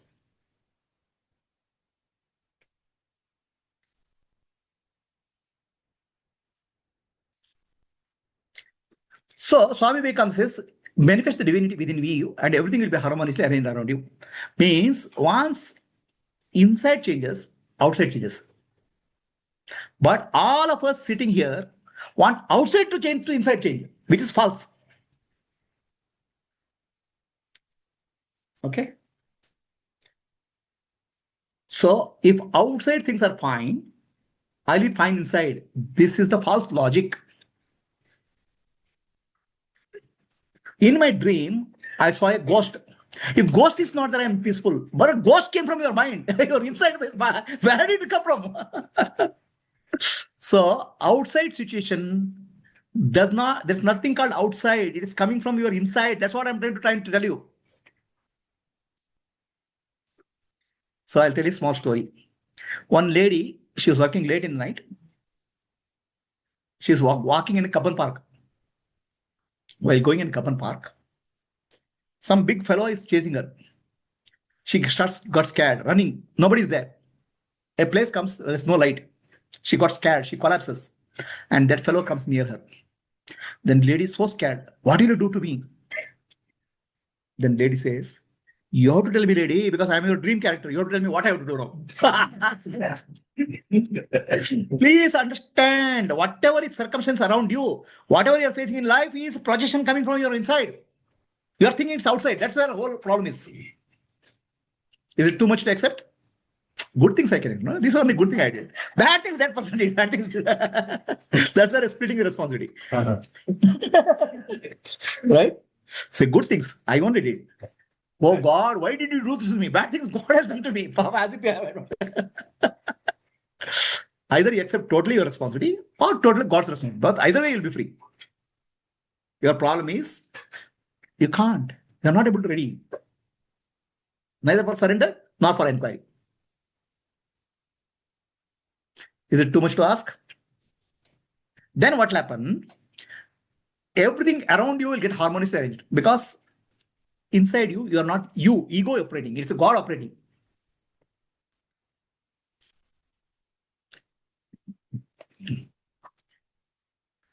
So, what is the purpose of your life?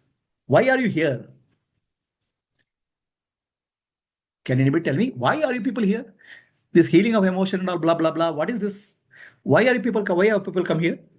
Because of karma. Because of your karma or my karma?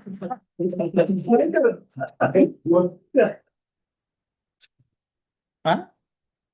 Be happy always. You want to be happy. Why you are here? What brings you here? What brings you here? in this workshop. Workshop.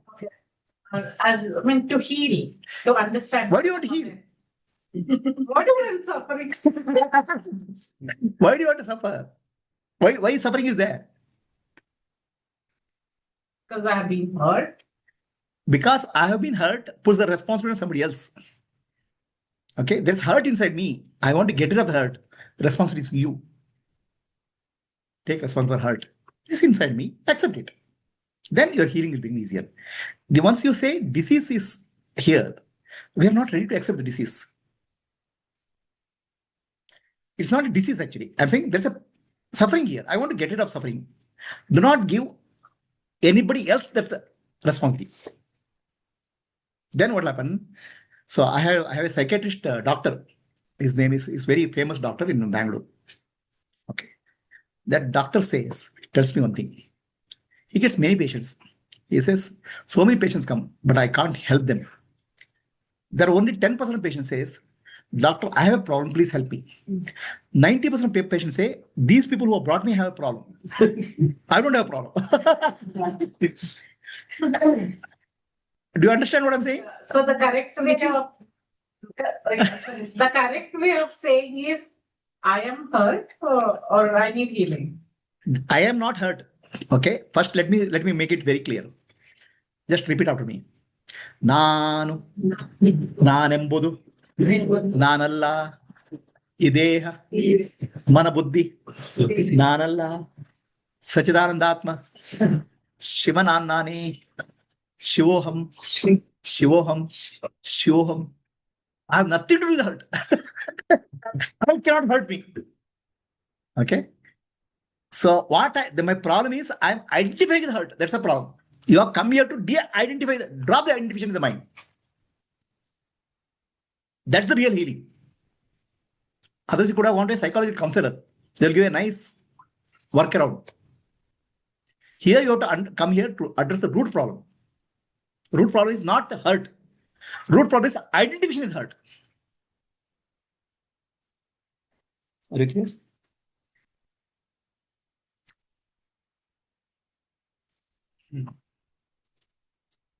So I'll tell you a small story.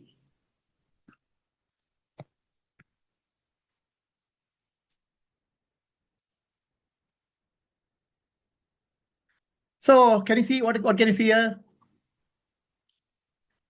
A aircraft has crashed in a tribal area. Okay. A big aircraft has crashed. Many people, tribals have gathered together. So the tribals are seeing the aircraft first time.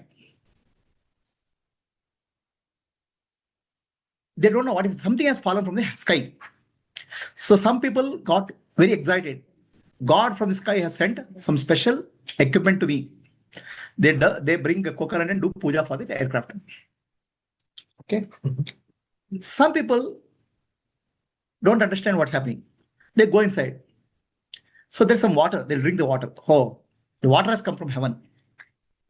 Some people go to toilet and do toilet. And one person thinks, very smart fellow, he thinks, oh, this must be a big bullock cart. There are wheels there. He put a buffalo and starts using it a bullock cart. And one foreigner comes there. He sees the aircraft. It's intact. He puts a petrol and flies off. So which category are you people? Is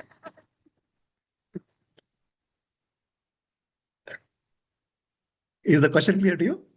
What is the aircraft? Body. Your body, your life is the aircraft. Okay? Different people see the life and body as in a different way. All right? This body is there for flying, enlightenment, liberation. The healing workshop I have given as an excuse for you to bring to the workshop. If I don't healing, if you say enlightenment, you will not come. What's enlightenment? If I say Brahman, nobody will come.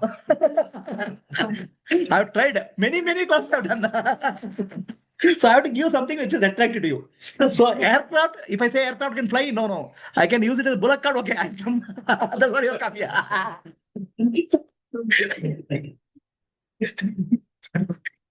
You want a bullock cart or flying aircraft? You have to decide. This class is not about bullock cart. Okay. This card is to understand yourself in depth nature and become free from that. Only jnana is the way. Only awareness is the way. Okay. So human body and human life is very valuable. Not for small things like mother-in-law. This problem or that problem. These problems are trivial, silly. The biggest problem is I don't understand myself. That's the biggest problem. Because I don't understand myself, I have a problem with everybody. Whom do you don't have a problem with you? Everybody has a problem. You go this place to other place, another person will come and give a problem to you. The problem is not with that person. Problem is understanding of yourself is the problem. You are carrying the problem within you. Getting rid of the problem is the solution. Is it too much to ask? Do you think still you want to sit in the workshop and go?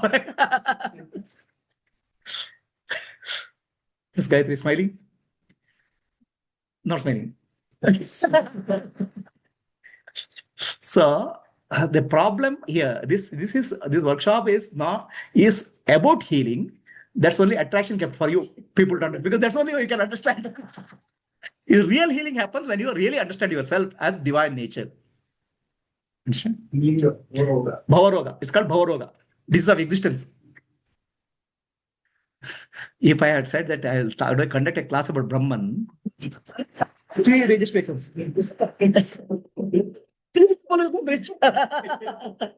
Now I have to close the registration much earlier than that. Understand? About Brahman, only 3 people will register. Okay? About Brahman, illusion. 30 people. That has to stop the registration. So, this is Brahmadnana I tried many times. Now I thought at least try Brahmadnana. So that at least 10 people. I'm very clear. Brahmasmi is more easy. Brahmasmi is more easier. So, your body is a vehicle for higher purpose in life. Enlightenment. The purpose we are here. All of you say, here I need a suffering. I need healing. Because suffering is not tolerable to us. I don't want suffering. Why I don't want suffering? Because suffering is not my nature. If suffering is my nature, I'll accept suffering. Suffering is not my nature. My nature is peace and happiness. Okay? Suffering is not my nature. That's why I have come here. If something is my nature, why will I come? Why will I come for a workshop? Right? So you have come for workshop because you don't accept suffering as a nature. Suffering is not tolerable because it's not your nature. What's your nature? Peace and happiness. That's what you're seeking. Suffering is incidental. Reality is peace and happiness. See, earlier one point was made that suffering is also an enjoyment, something like that. Suffering is optional. There is also enjoyment in. That I'll tell why. Why people hold on to suffering, I'll tell you. Right? I'll keep the question, write it down. So people enjoy suffering. Yeah, there's a reason for that. Okay, so Bhagavad Gita, Sri Krishna says, your body is the vehicle of the divine. Your body is not your body. It is given to you for experiencing the divine within. The vehicle is given to you for dharma, for self-realization and selfless service. Atma mokshatam jagaditaya. So this is Jivatma, you. And this is, driver is the intellect, the wisdom, divine wisdom. The mind is the rein. The horses are the senses, and the path is the world. So what happens is we get lost in this path, and that getting lost is the suffering. When you're lost in life, is suffering. When you find your way back, it's peace. Any questions for anybody? So can you take 2 minutes to just to contemplate what I said, and what is the take home for you from this? Write it down in your diary.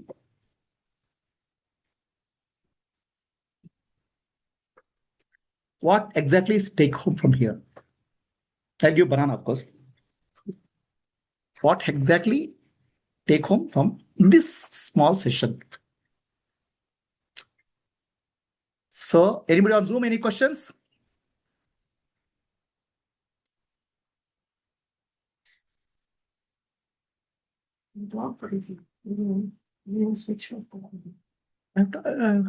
Yeah, you can ask questions. Please understand. Anybody wants to ask question, please ask on Zoom. You can unmute and ask.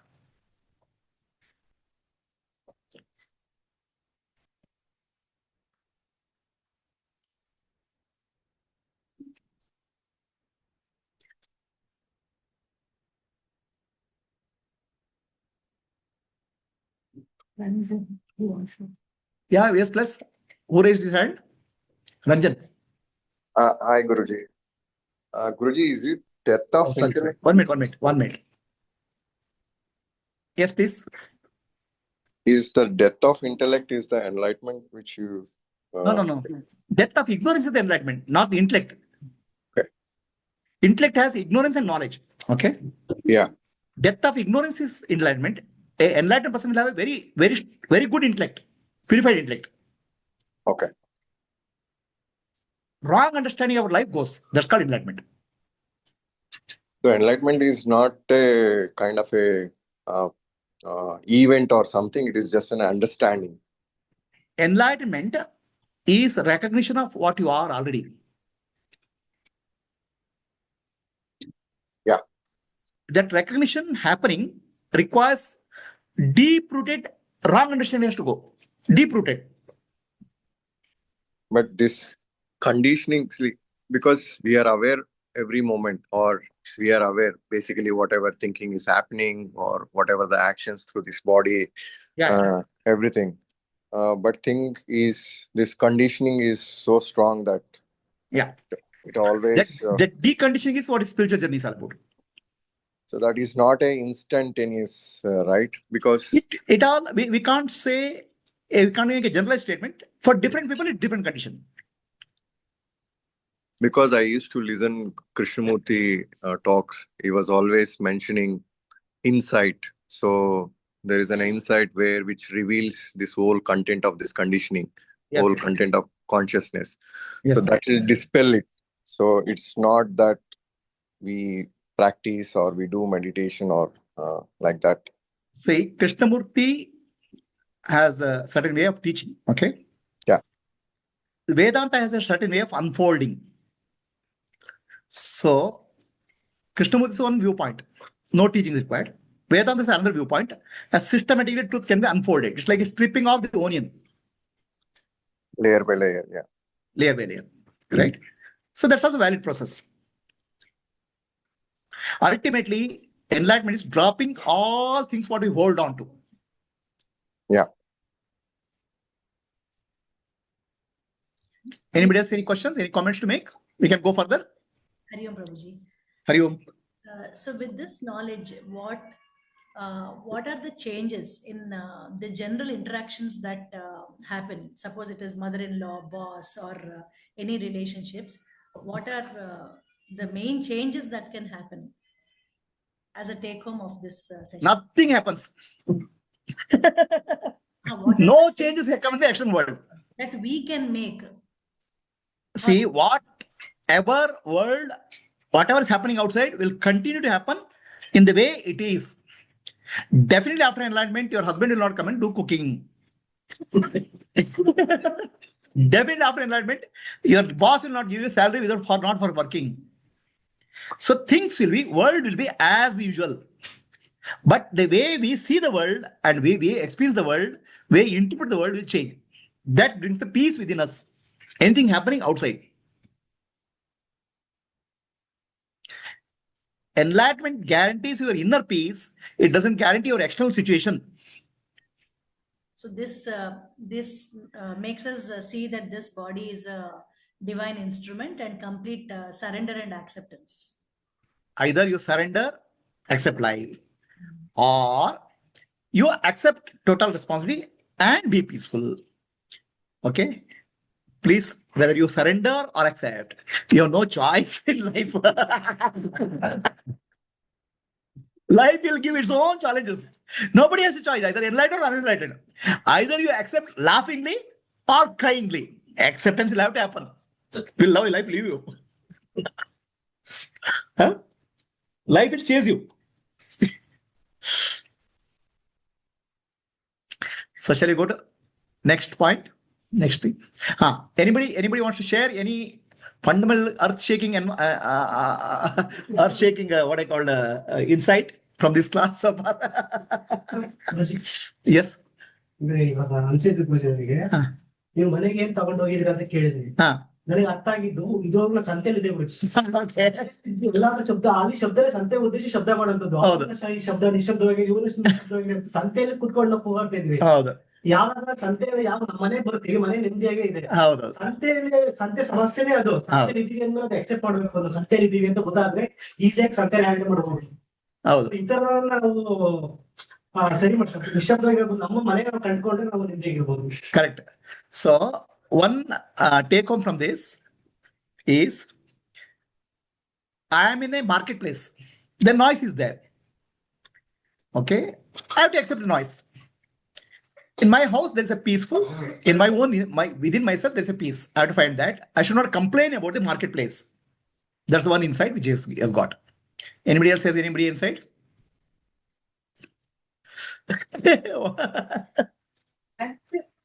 As you said, suffering is optional. Yeah. That is the biggest take home from. Suffering is optional. Yeah, and but I mean the pain is inevitable, and Jnana Marga is the way to become aware of it. Yeah, suffering is optional. You can drop it here and go. We'll have a waste paper basket.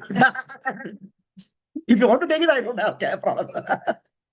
And being aware is our nature. I mean, our nature is peace. Yeah. And being aware is loving. True. So anybody else? Anybody else has any thoughts? Rahul? No. I don't done just the Jnana Yoga and Bhakti Yoga. Whether you quickly, the conviction we need to choose one. Oh, you have to choose one. I support Jnana Yoga. Yeah, that's fine. Whichever is the. Actually, you don't have to choose. It gets chosen for you. We speak as if I have a choice in life. I have a big deal. I have so much of choice in life. I don't have choice. And again, the sentence this in Atma Darshana also. The enlightenment is recognizing who you already are. Yeah. Contemplation. But we are waiting for the next Atma Darshana, so we get repetitive. That's also Atma Darshana in a different way. See, marketing has to be done in some way. My world marketing didn't want. I changed marketing strategy. Okay. I think the crux is crux of the workshop is to remove the avidya. Avidya has layers. That layers you have to go by. I can't straight away remove the avidya. That layers I have to remove. I'm starting with the outer layer. So the workshop is about removing avidya. I'm not removing the root first. I'm doing the layer by layer.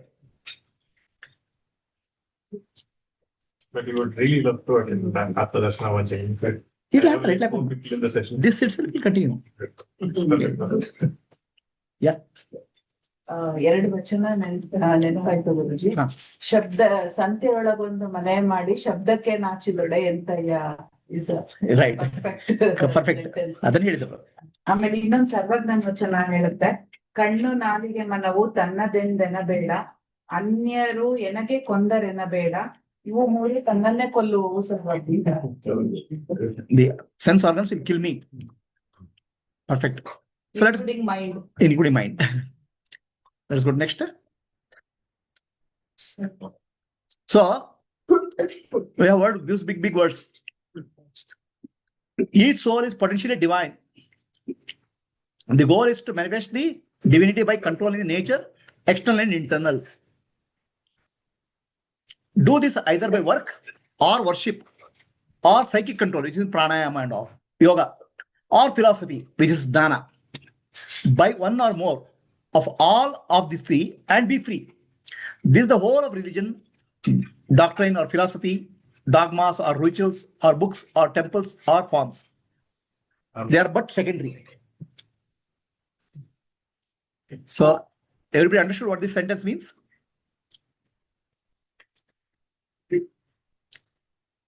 So, you are potentially divine. Potentially. That means you are like a seed of God. Has the seed become tree in you? For the seed to become tree, this vehicle is given, body. Is the seed sprouting? Are you providing water and fertilizer required for the seed to grow? To see the divinity grow in you.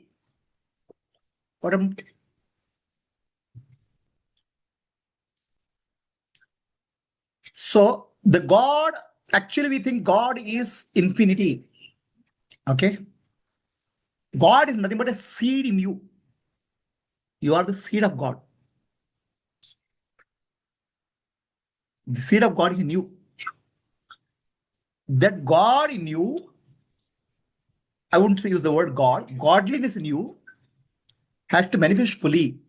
That is the purpose of human life. There is a purpose vehicle has been given to you. That's why work vehicle is there. And for that, you can do yoga, you can do meditation, or you can do jnana yoga.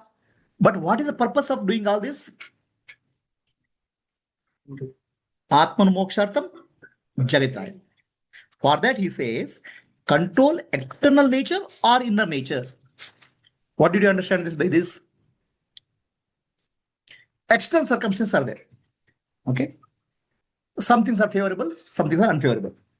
Some things are useful to work on, some things are not useful to work on.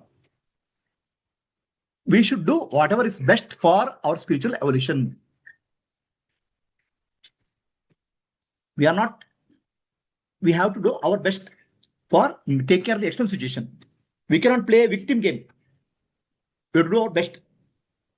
We have to control our inner nature. Means what? Anger is there, fear is there, jealousy is there, hatred is there, kama, krodha, mada, matsara, moha, lobha is there. Nothing wrong in that. See, in spirituality, nothing is wrong. Everything is a part of divinity. You have to overcome that. That's called emotional disturbances. Okay? And clearing that emotional disturbance is called chitta shuddhi. So this class is about chitta shuddhi, clearing the emotional disturbances. So do not be under the impression that emotional disturbance is something wrong. It's a part of the journey. It's perfectly all right. Nothing wrong with that. Okay. No, that person is less emotionally disturbed. I am more emotionally disturbed. Nothing. Don't worry about that. What is required for whom? How much is required is already given to you. Do not compare with anybody. This is the journey where your inner nature has to be conquered. So inner nature, yogis will conquer in a forceful way. So if you hold the prana for a few minutes, the mind will become calm down. Okay, that's a forceful way. He says, no, I can say that's also okay. But here we are doing it in a gentle way by awareness and understanding. This is like homeopathy. Slowly. Ayurveda. Okay, whereas there are forceful ways of doing it also. Right? There's a medicine, there's a drug called Aishka. People go to South America for taking the drug. One dose of drug, you'll see the universe has oneness. Huh? Ayahuasca. But it won't help you. It distorts your nervous system. So any fast, quick method is not the solution. Right way is the solution. Right approach. Right approach is jnana, awareness. Don't be impatient. Become aware, aware, aware.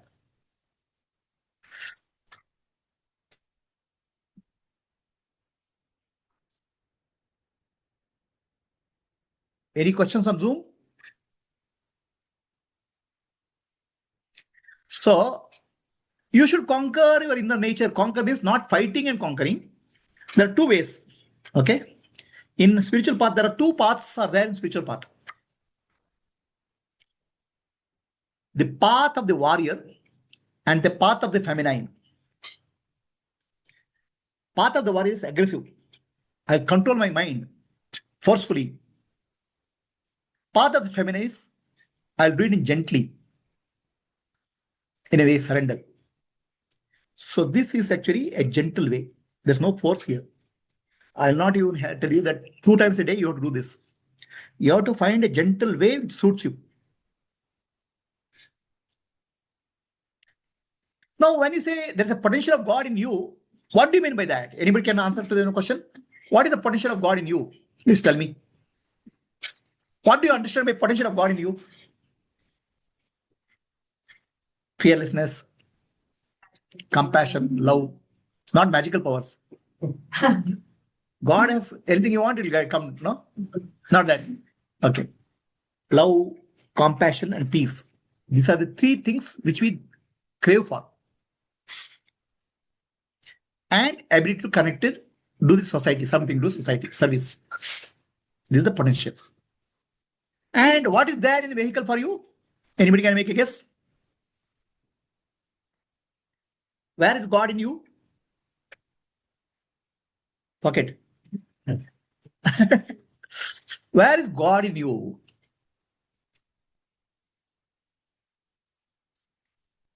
In the consciousness.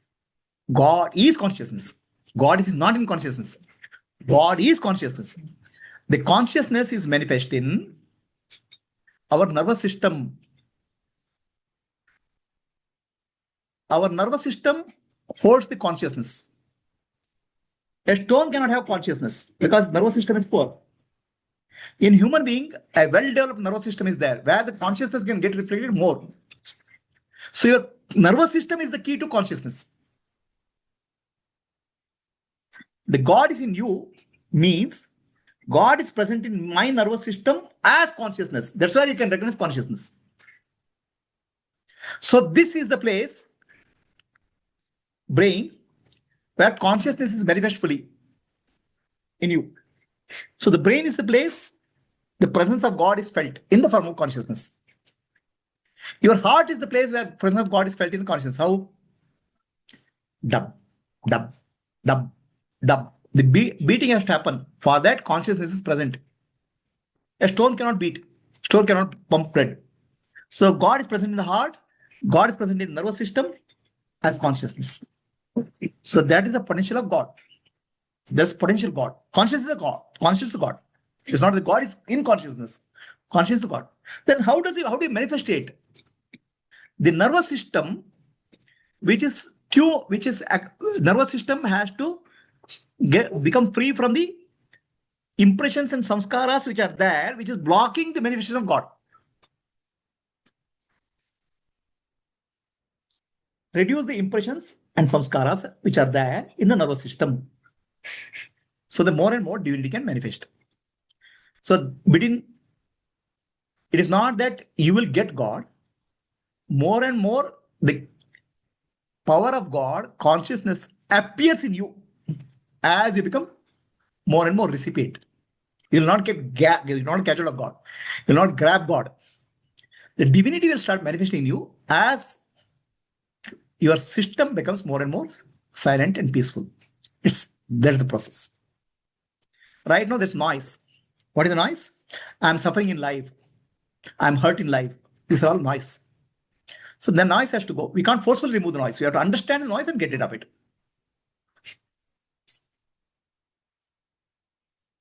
Is that clear to all? Clear to all? So, Ganesha, if you see the symbol of Ganesha, the Ganesha symbol represents our nervous system, the brainstem, cerebellum. If you see Ganesha's trunk, it represents spinal cord. So I'm not saying Ganesha is the brain. The Ganesha consciousness manifests in the brain. The consciousness of God appears in the brain. Brain is the structure in which consciousness appears. Vehicle in which consciousness appears. So I don't want to make a mistake of calling brain as Ganesha. The consciousness of Ganesha reflected maximum in the brain. So that's why our ancient people have taken this as a symbol. It has analogy in the brain and brainstem. And similarly, Subramanya, Shanmuga is our spinal cord with 6 chakras. So each deity has a representation in our nervous system. Now, what is specialty of Ganesha? What is the specialty of elephant? What is special about any elephant animal? Elephant is called elephantine memory. Anything it sees 25 years back also it will remember. Very sharp memory. And now where's our memory center in our body?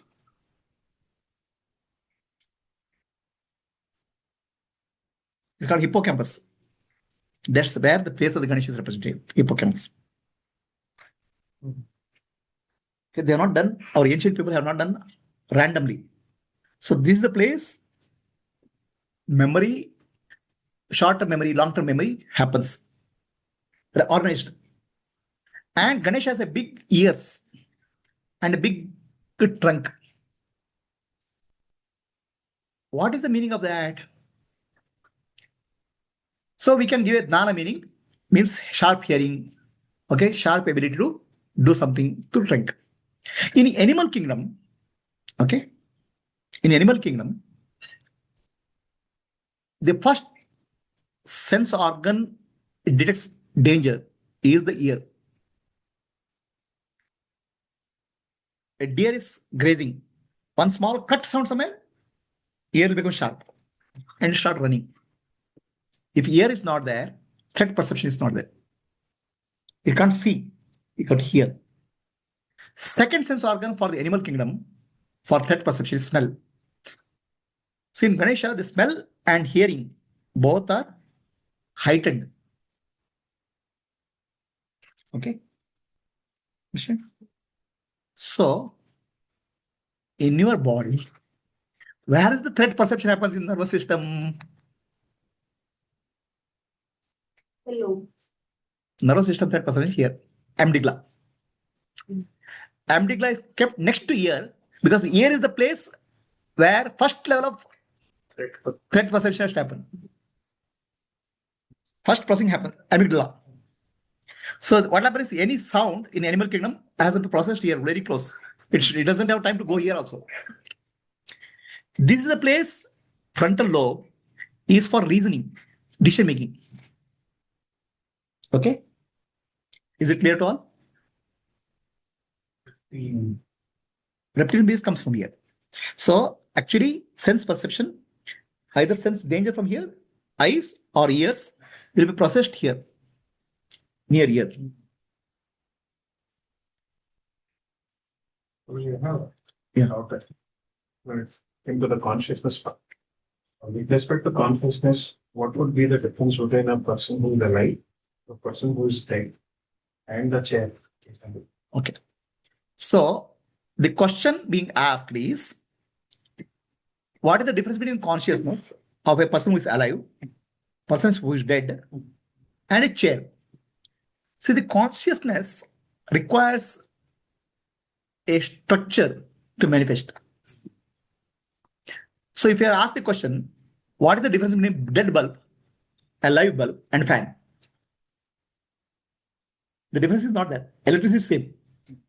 The manifestation of electricity, dead bulb and live bulb and fan is different. Manifestation. So manifestation requires a structure. In the stone, there's no structure to manifest the consciousness fully. Is it there? In a rudimentary form. In a rudimentary form, it is there. Okay, in a very rudimentary form. In a dead person, the structure for manifesting consciousness has gone. It's called subtle body. In a person alive, the structure for manifesting consciousness called subtle body is there. So, manifestation of consciousness is different. But in stone also, there's a manifestation of consciousness to the extent the structure is available. Okay, that's why it said, God sleeps in the stones. God starts dreaming in the plants. God starts moving in the animals. God starts becoming alive and recognizing in human being. God recognizes himself in the enlightened being. Understand? It's a degree of manifestation, not degree of God. God is same. Electricity is same. Clear? So any questions on Zoom? So here, please understand, okay? Why I am bringing Ganesha here? There's an important reason. Because all our discussion is about emotions and clearing the emotions. And you know who is the Adidevata for clearing emotions? Ganesha. That's why Ganesha is Pradama Puja. Ganesha is Adidevata for nervous system. Okay? Ganesha represents the nervous system. That's why it's Pradama Puja for enlightenment. And ears of Ganesha represents in animal kingdom processing of the fear. In human kingdom, ear or amygdala here. And reasoning is here. And memory is here.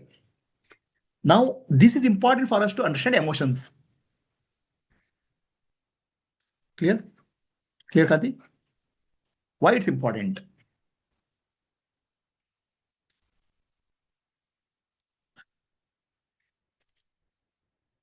So, Vivekananda Swami consists, you are the incarnation of the Almighty, omnipresent, divine principle. You may laugh at me now, but the time will come when you will understand. So, when we say incarnation, we have a concept of Rama, Krishna, Ramakrishna Paramahamsa as incarnation. You are also incarnation of God. Okay? Only difference is the degree of manifestation changes. The subtle body, degree of manifestation. The quality of subtle body makes a difference in the degree of manifestation. That's the difference between a full-fledged avatar and you. But you are also that avatar. All power is within you. You can do anything and everything. So this is actually manifestation of divinity within you. First, you have to get rid of what you are holding on to as unnecessary thought processes, false thought processes, samskaras. That's why this class is on emotion healing. This is called Chitta Shuddhi. Any questions? Say subtle body. What is it? Subtle body consists of antakarana, which is the mind. Antakarana consists of manasu, buddhi, ahankara, chitta. Okay? And subtle sense organs. It's called indriya. And prana, the life force. They're all part of subtle body. So what we in Vedanta, we call this not a sense organ. We call this as just instrument. It's called golaka. In medical science, this is what sees. In Vedanta, this is the instrument through which it sees. Instrument to see. The seeing instrument, the soul has the instrument, subtle instrument. It's called indriya. Okay. Indriya, pancha prana, pancha karmendriya, pancha dhanendriya, and prana. This is what is jivatma, that subtle body. You said God sleeps in stone, walks in plants. We do prana pratishtha for stones, right? So is it easier to do that for human beings than to stones? Right? Yeah, it is. What do you think I'm doing? I'm doing exactly the same. Your question is a valid question. So the question is very nice question. The God sleeps in stone, okay, dreams in plants, walks in animals, wakes up in human beings, realizes himself in enlightened beings. She says a very simple question. Because the earlier question I said, there's a you are also incarnation of God. Okay. What percentage I don't know, but percentage. How much percentage you are? You have to declare. Nobody will tell you. You have to say I am 2%. It's okay. But finally you have to tell. You cannot say 0%. Because Swami Vivekananda already said you are 0%. So you cannot contradict Swami Vivekananda. What percentage you have to determine. And it's ultimately your inner understanding. But please understand that you are incarnation of divine. It's only a question of degree of manifestation. And there's stone is also incarnation of God. That's why we do puja after the saligrama, the stone. Okay? We do saligrama as Vishnu. Understand? So, first accept that I am incarnation of God. God is consciousness. He is incarnating through me. Degree of manifestation is what is called my subtle body. That's what purity. The purity and clarity is important. The purity is the heart, clarity is the intellect. Okay. So question here asked is, in stone we do prana pratisthapana, in temple. Okay.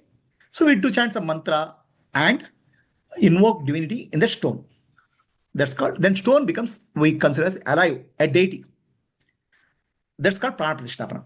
So what they do in temple, they use some rare material, some special materials which can hold more prana.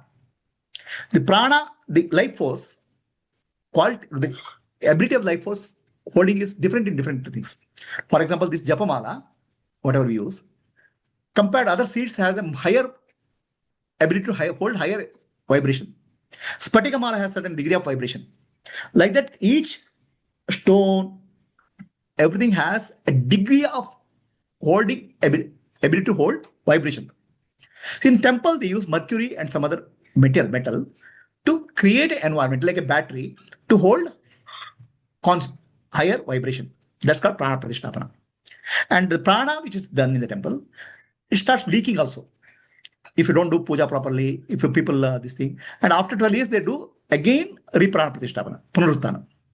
So the question which you have asked is it easier to do in human being? The answer is yes and no. If you do some prana pratisthapana, stone will accept it. It has no choice. In human being, human being, what are you going to do to me? What is that God? How can I be God? He has 1,000 questions. He has 100 questions. Okay. If you tell any human being that you are God, he thinks the person who is saying is mad. Okay. To tell that you are God is called blasphemy in some other religions. Blasphemy. Right? So Vedanta says you are God. Simple. Tattvamasi. It's a question. It's up to you to accept or not accept it. Okay. I understand. Ultimately, human beings has the ability to reject. Stone doesn't have the ability to reject. That's why human beings outright say, no, I am not God. Okay, fine. So if I am God, then human beings have very lot of concept of God. God should be like this height, this weight, and the God should do this for me. Okay, all those things, concepts are there. That's the illusions are there. The illusions have to be dropped. A real God has to be realized. Is it possible? It is possible. That's what this is what class is about. This class is about bringing the prana pratisthapana of divinity in all of you. That is the class. If I tell directly, it will be difficult. So I'll say emotional healing and all. I'm trying to do clean up. Because prana pratisthapana is done.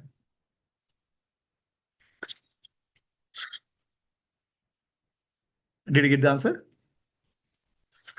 Okay, so basically, Tattvamasi, you are God straight away. That's all. Nothing else.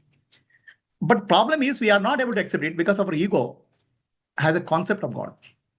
Ego believes, ego says, you are holding on to something small, letting go big, infinity. A monkey catcher puts some peanuts in a bottle and then lives in a forest. Bottle is put in buried in a ground. So the monkey comes and get attracted by peanuts, puts his hand and holds the peanut. It's not able to take it out. Hand is locked. The monkey does not let go the peanuts. And after 1 week, the monkey catcher will come and tie the monkey and make it monkey dance to the tunes. We are all holding peanuts. Peanuts called I am the body, I am the mind. And then also we're holding on to hurt, pain, suffering. Actually, hurt is not there for you. Unconsciously, you're holding on to that. Okay. The healing is becoming aware how I am holding and letting go. That's called healing. Nobody has to remove the hurt from you. Your identifying the hurt has to go down. Can you drop your identification the hurt? It does not matter what is there because it does not relate to you. So once you do that, the divine consciousness starts manifesting more in you. That's the prana pratisthapana. That's exactly what's being done here. Okay. Any questions on Zoom? Anybody? You can ask questions. You can open your this thing and ask. Audio. Hello.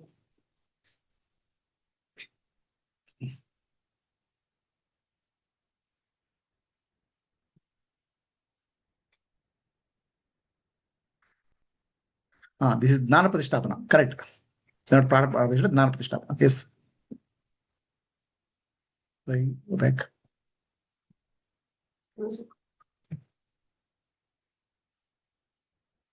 Now, earlier appearing like a small window. How does it do? The second. But it was looking like okay. Closer.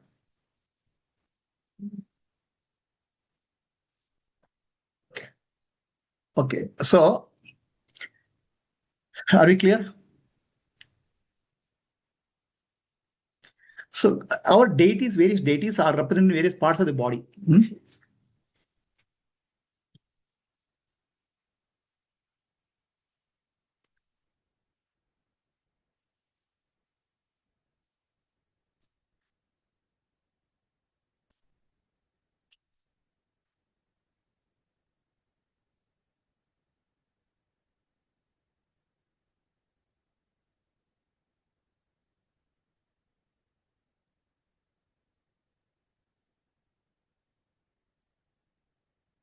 How do I?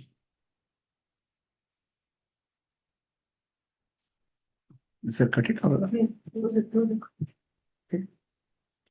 So, our mind has 5% conscious mind, 95% subconscious mind. Subconscious mind has two parts: person subconscious and universal collective unconscious. Collective means total society. And we have super consciousness also. It's not 5%, 10%, it's beyond that. So realizing your super conscious, the higher consciousness, and becoming free from this collective and personal subconscious. Free. That means you don't have to remove it. The hold of that you have to come down. Way more awareness.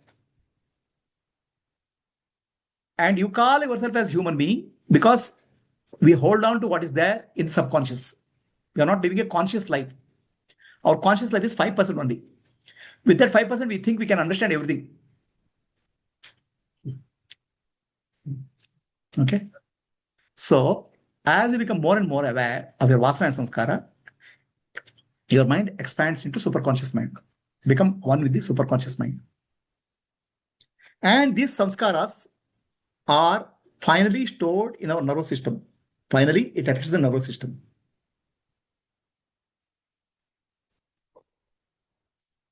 So there is a small story.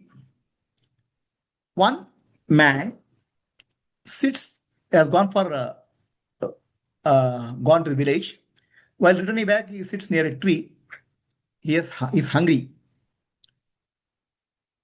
He feels that if I get a good food, it will be very nice.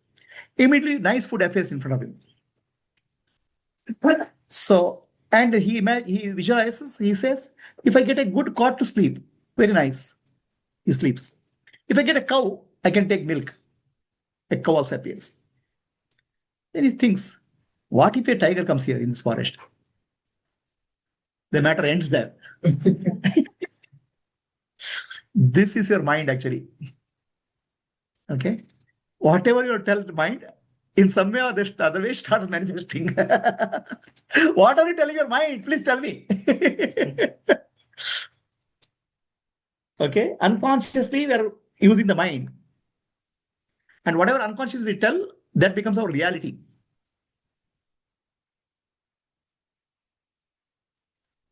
I am suffering. I am suffering. The mind is called Kalpavraksha. The mind is Kalpavraksha. Kalpa means imagine. Whatever you imagine will become reality. Repeat after me. Mana eva karanam manushyanam bandhamokshayoho. Your mind is the cause of bondage and liberation. Are you suffering in life? If you say yes, you'll suffer. If you say no, still suffer because you still think suffer. If you say yes, you are trapped because you are again suffering in this. If you say no, then also you increase because you're denying that you are suffering. They're not suffering. You know they are suffering. You have to go beyond, understand and go out of suffering. It is like asking you, when did you stop stealing? Whatever answer you give is false. Right? So like that, whatever you tell your mind will be false. Whatever mind tells is false. But what happens, mind has the ability to make it appear as real. So you have to understand the mind and get out of it rather than getting trapped in that. Is that clear? Are you getting it, Gayatri? Whatever you ask the mind, it will start doing it in some way. Whatever question you ask, you'll get some answer. But all answers and questions are not real. That's why it's actually kalparoksha. Kalpa means imagination. Whatever you imagine, you'll give. Be careful what you wish for.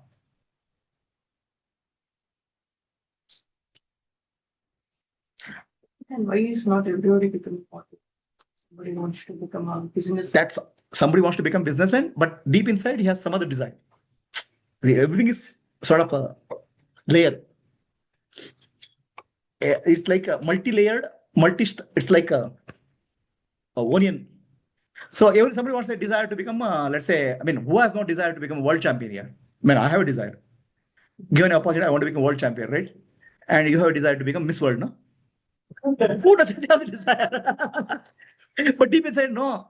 Miss World, so difficult, yeah. Okay? I have to lose another 5 kgs. Very difficult. 1 kg also difficult. Internally, mind will sabotage it. Your mind itself can cause doubts. Getting the mind clear is the challenge. Did I answer your question? Entire thing is to align. That alignment is the spiritual journey. If everybody has a desire for something in life, no? You have a desire, my son will become IAS officer. This son will become, I'll become police officer. To catch IAS officers. Our desires are coming from surface level of mind. Our mind is 95%, 100%. Where is the alignment? So the desires that are coming to the surface of the mind, they are not coming from the subconscious at all. This is just picked up from No. world. Where is the desires coming from? Outside, I see something. Okay? I get attracted. You got a nice car, no? Consciously I get attracted. And I can't buy the car. Very expensive. You are rich and I'm poor. Okay, you can afford 1 crore, I can't afford. So the desire gets into subconscious. From conscious mind, it goes into subconscious. Because I can't afford it. If I afforded it, I would have fulfilled it. It goes into pending request. It doesn't disappear. Okay, next time I go to shopping, the desire for car pops up from subconscious.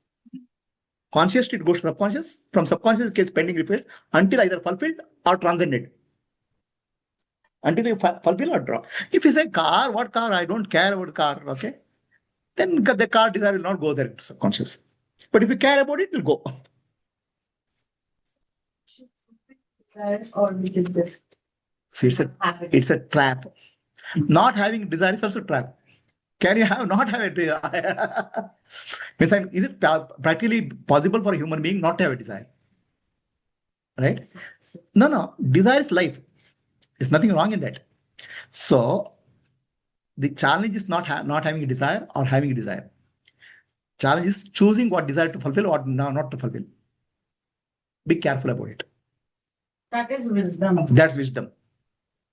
Okay. So repeat. Okay. Repeat. Change what you can. accept what you can't, and seek God the wisdom to discriminate between first one and second one. Exactly up to me. Okay, I have to fulfill it. Go and do it. Or I can change it. Okay, instead of buying a big car, I can buy a small car. Or I can say, I don't want it also. But what I can fulfill, what I should not fulfill, that this discrimination has to come, no? And it's also not very complicated, very simple. You know that? Discrimination is very simple. Next 5 minutes, I'll give you discrimination. Can I apply it? You find out. So, any desire to fulfill in life, time and effort is required. Understand? Time, effort, and money. All of the same thing. So, obviously, because of my budget, time, and effort, and money, I can't fulfill certain desire. Some desire will go because I can't fulfill. But they'll go into pending list. Right? One day or other day it will come up. In this lifetime or next life, it will come up from subconscious. Okay? So now, you have to make a choice. The moment I fulfill desire, this much commitment I have to do. One simple desire we have in life, I want to get married. How much is the commitment you are doing? Desire is very simple. Only 50 years of your life you are committed. A child is born, another 30 is gone. So, understand? If you know this type of commitment, will you fulfill the desire? Every desire has a commitment to something to give. So we have to discriminate based on what I have to give and what I get back. Next question is, why do I have to fulfill the desire? Because I will be happy. If this is a better way of feeling happy, why should I do a lot of effort and time and effort? The best way of fulfilling desire is transcending the desire to realize yourself, free of cost. You can do and be happy. So if you are able to feel happy by yourself, why struggle with all these desires? Then you have transcended desire. But until you transcend desire, the desire will keep on pending. Keep on going to subconscious, keep pending. So desire, fulfillment is a problem, not fulfillment is a problem. Transcending the desire is a solution. Right? Transcending desire means what? Understand that desire is useless and there's no value. Whatever big desire is. So transcendence also comes with understanding. Understanding only. Awareness only. Jnana is the Solution. But of course, path of Jnana has some blockages. The blockage is through Chitta Shuddhi, emotional disturbance and all this. We have to clear. So that's why it's called clarity of intellect and purity of the heart. Purity of the heart is what you have to work on. So,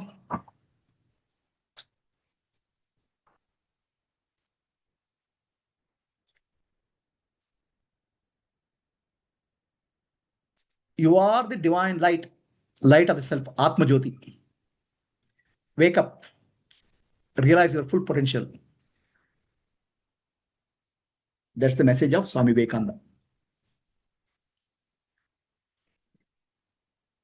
Antarjyotihi, Bahirjyotihi, Pratyak Jyotihi, Paratpara, Jyotireva Jyotihi, Swayam Jyotihi, Atma Jyotihi, Shivasmiham. Actually, you are the light. Awareness. In that light, the world is shining in your light. Oh, where is shining? If you are able to, these eyes are able to see the world, it should be, awareness should be there. And that awareness, the world is shining. External awareness. Where it came from? Awareness is there. Through your body mind complex, it radiated. Body mind complex being an instrument. Bahirjyoti. Antarjyoti, thoughts are coming. Thoughts are eliminated. Pratyak Jyoti, in deep sleep, there's nothing in deep sleep. That's also eliminated. Jyotireva Jyoti, light of all lights is you.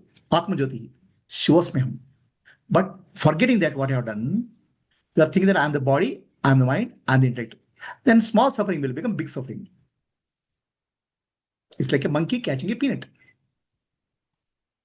and losing the total freedom. So peanut called body and mind, we are catching hold of to lose our freedom called mukti. So that's why what you have to realize, ನಾನು ನಾನೆಂಬುದು ನಾನಲ್ಲ, ಈ ದೇಹ ಮನಬುದ್ಧಿ ನಾನಲ್ಲ, ಸಚಿದಾನಂದಾತ್ಮ ಶಿವನಾನ್ನಾನಿ, ಶಿವೋಹಂ ಶಿವೋಹಂ ಶಿವೋಹಂ. So you have to realize your true nature. That is the real solution for your suffering. Everything is temporary, a patchwork. What patch you put, other patch will come up.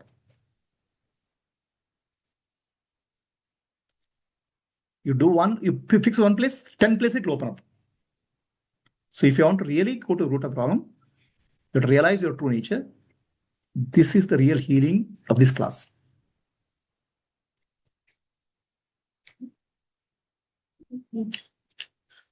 So just give a few minutes to digest, contemplate what I said, what it means to you, what is the take home. Please write in your diary.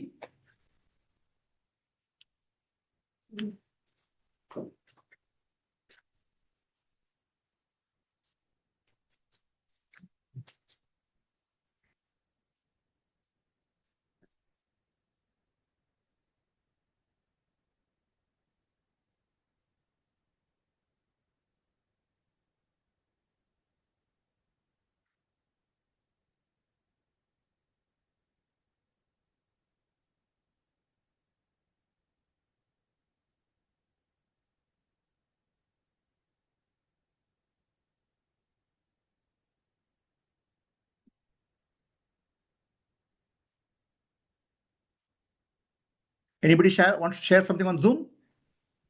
Type it, please, or speak.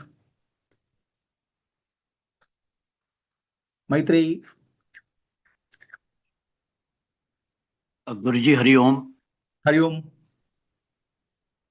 Guruji, a question is coming in the mind that if we say that whatever the mind says is not true, then is it a paradox? It is not paradox. Everything is relatively true. Absolutely not. The absolute truth, mind cannot say. But relative truth, mind can say. And one relative truth can be higher than the other relative truth.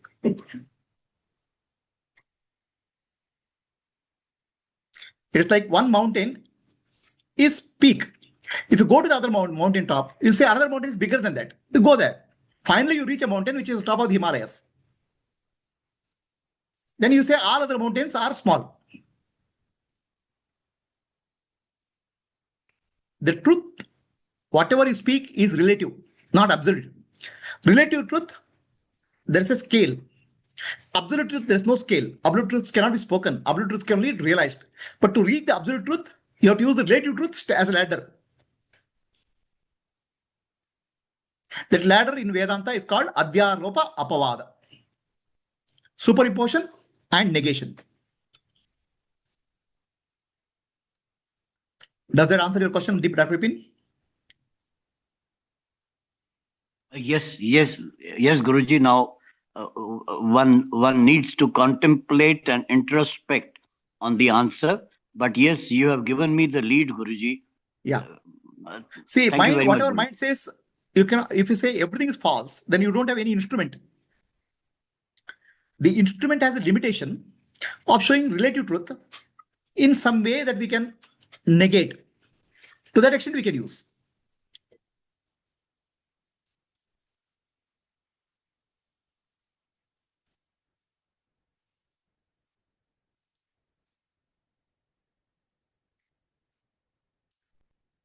So anybody here want to say something? What I my takeaway for this session from one is like, and the light and awareness and understanding the desires which comes and goes is the solution, and the clarity comes from being aware and Tattvamasi. Tattvamasi. Okay. So let us do a small practice.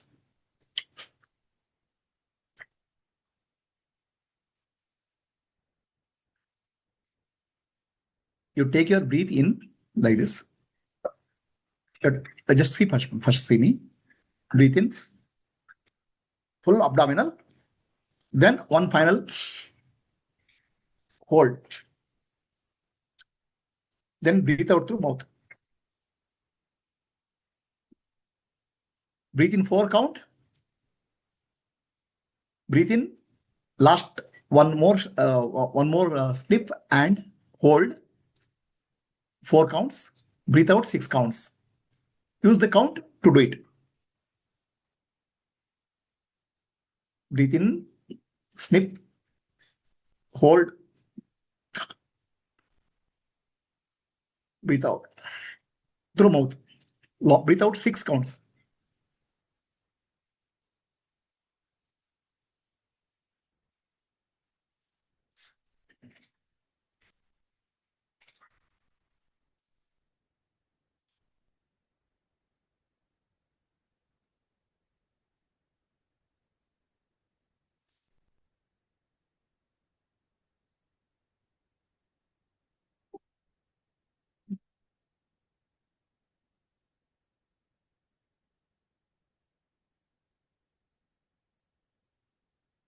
As you do so, mind becomes very calm and peaceful. Calm and peaceful. Become very, very relaxed. Breathe in deep, hold, breathe out.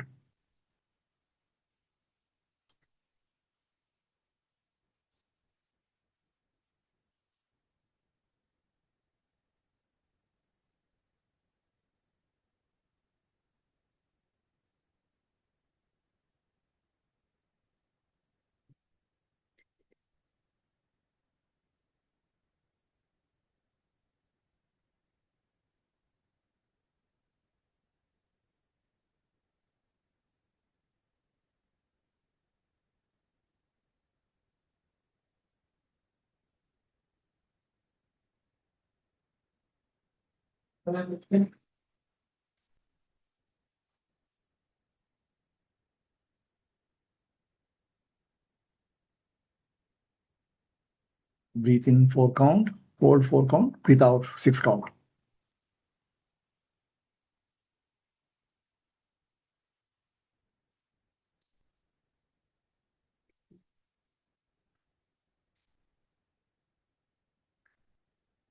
Mind becomes very calm and peaceful.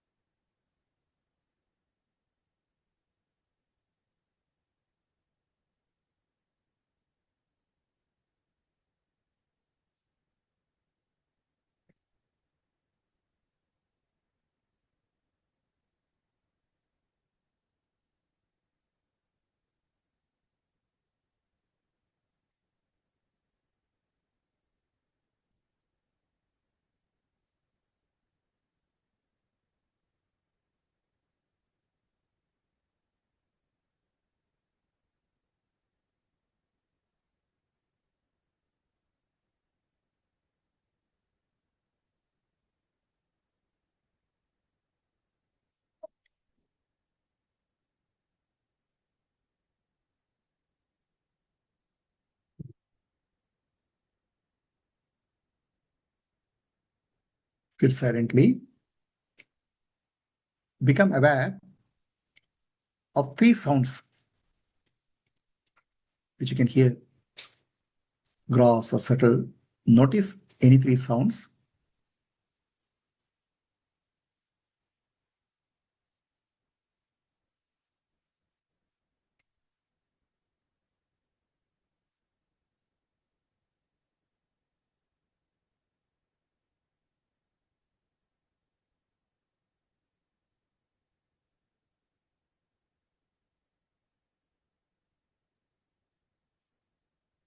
Asatoma, Sadgamaya, Tamasoma, Jyotirgamaya, Mrityorma, Mritam Gamaya.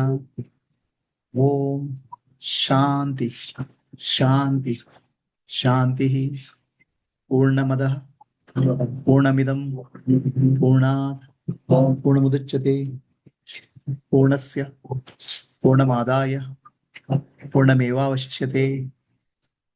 Om Shanti, Shanti, Shanti. Nan, Nanembud, Nanalla, Ideha, Nabuddhi, Nanalla, Sachidanandatma, Shivanannani, Shivoham, Shivoham, Shivoham, Atmadarshanam, Brahmadarshanam, Brahmadarshanam, Satyadarshanam, Antarjyotihi, Bahirjyotihi, Pratyakjyotihi, Paratpara, Jyotireva Jyotihi, Swayam Jyotihi, Atma Jyotihi, Shivasmiham, Lokaha Samstaha, Sukhino Bhavantu, Harihi Om, Shri Gurubhyo Namah, Harihi Om. Slowly open your eyes, rub your hands, give one to the eyes.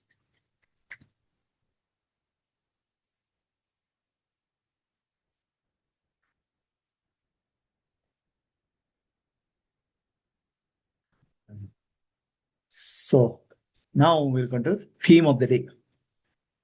What is an emotion? What emotions disturb you? Think over. So what is an emotion? What is the meaning of emotion? What emotions disturb you? Contemplate, write it down. Which is the primary emotion which you are addressing?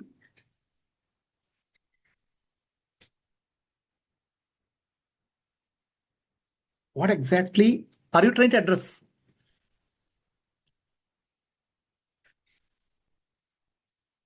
People on Zoom also, please write it on a piece of paper or diary.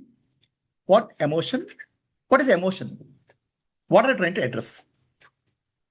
Is there a difference between emotion, feeling, and thinking? Right? Contemplate on that.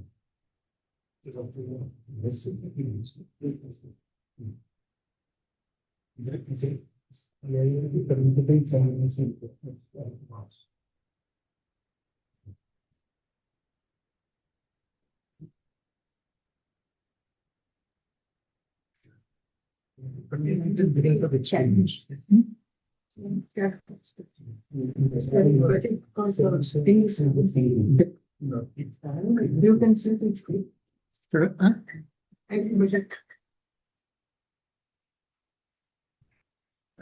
How do I close?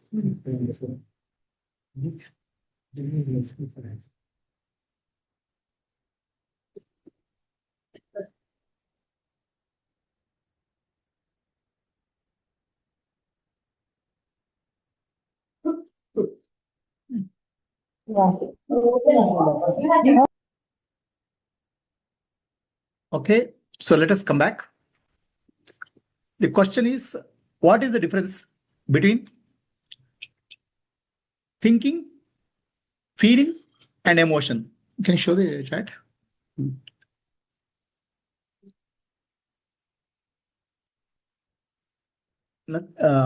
Yeah. Body, mind, intellect. Thinking, body, mind, and intellect. Emotion happens in the body. Feeling experience in the mind. Thinking is processed by the intellect. Okay, good. So, how many people, all people have written on what emotions disturb them? Okay, so let us vote. What could be the best? What could be the maximum winning emotion? Make a guess. Which is the emotion which causes maximum disturbance for anybody? Fear. Fear. Okay, fear. Okay, fear is maximum, and fear is the mother of all other emotions. Other emotions are child. Okay, anger, then jealousy, hatred. I'll tell you one secret. No emotion can disturb you. The question itself is invalid. Emotions cannot disturb you, but identifying with the emotion disturbs you. Holding on to emotions disturbs you. Emotions doesn't hold you. You have to hold on to emotions. to get disturbed. States identification with the body mind, then the emotions right now. For a Gnani, there won't be emotions. For Gnani, there will be emotions, but the emotions will not be disturbing. Those are the body problems that are fear when the tiger. He will not identify with the emotions. That's why this sloka is Gnani also. Dukkeshu anudigmana. Sukeshu we get this problem. Dukkha will come, but he is not disturbed by that. No further disturbance now. It is just natural because emotions will appear and disappear. The programs will keep running, but he will not identify the program. Why will you have hatred in the first place? Okay, you will not identify yourself. You will not have hatred in the first place when you have not identified. So identification comes first, emotions come. Yeah, so here the identification is the I thought. Okay. For Gnani, I thought will have no value. And rest, what are the programs are there? If whatever is there, some of them would have cleaned, some of them not cleaned up. They can rise and fall. It does not bother. Of course, many of these emotions will not appear. Even if it appears, it doesn't make a difference. Well, the unclean ones, they are not covering that full potential of the God which you told. No. I mean, I'm saying in a Gnani, full potential of divinity manifests. It depends on how much Bhoga Vasana some of them had got cleared. Bandha Vasana. Talking about Anger, hatred will not be there. I mean, they'll not burst out. They'll be, what I'm saying, they'll appear and disappear. It's like a blip. So anybody else has question on Zoom? Okay. Now, most popular emotion is fear. And most desired after emotion is what? Happiness. Right? So I want happiness. And the fear is the one which disturbs me. Huh? Peace is considered as peace. There are two types of emotions, fear and love. They're all byproducts of that. So I'll show you what is. This identification happens unconscious. Yeah. When you become conscious, it will start dissolving. The gunas that we have. Based on the gunas. Okay. So what is an emotion? Emotion is a psychological state. It consists of thoughts, feelings, physiological changes, expression of behavior, and inclinations. It's a total sum we call as emotions. And the emotions create a chemical reaction in the body. Every emotion creates a chemical reaction. Okay. Our body is a chemical factory, entire body. And the reaction happens within the body. Every emotion. So this lady, she was pregnant. And during pregnancy, many women will have different emotions. She took a pregnancy leave. She's a doctor. Then she did research on emotions. She found that all emotions are a hormonal changes in the body. Different emotions are different hormones. It's a chemical. Now, nothing wrong in being chemical. Okay. What is the problem with chemical is we get addicted to that. That's the problem. Addiction is the problem. Addiction outside and inside is the problem. Do you know we get addicted to the chemicals called hormones within our body? Each of our emotions is nothing but one chemical reaction happening in the body. Dopamine, right? So when a boy meets a girl, he says, I love you. She says, I love you. Both of them have to say, there's a hormone which is actually loving each other.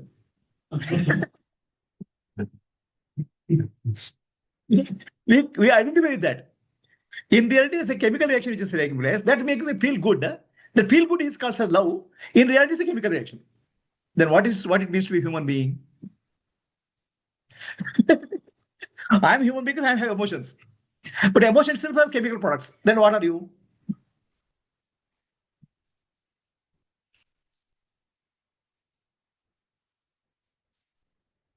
What are you? Playground of chemicals. Yeah, you're a playground of chemicals. Platform where it is speaking. But I say, I love, I'm happy, I'm unhappy. You associate. Huh? I'm happy is a chemical, dopamine. I'm unhappy is a chemical. I'm angry is a chemical. Are you a chemical? Is there no difference in biology, chemistry, physics, and biology? All this so blurred, is it? Huh? All chemical things are you are calling yourself you? Huh? All chemistry is you only. You're not biology. What is biology and chemistry? What is the difference? Is there a difference?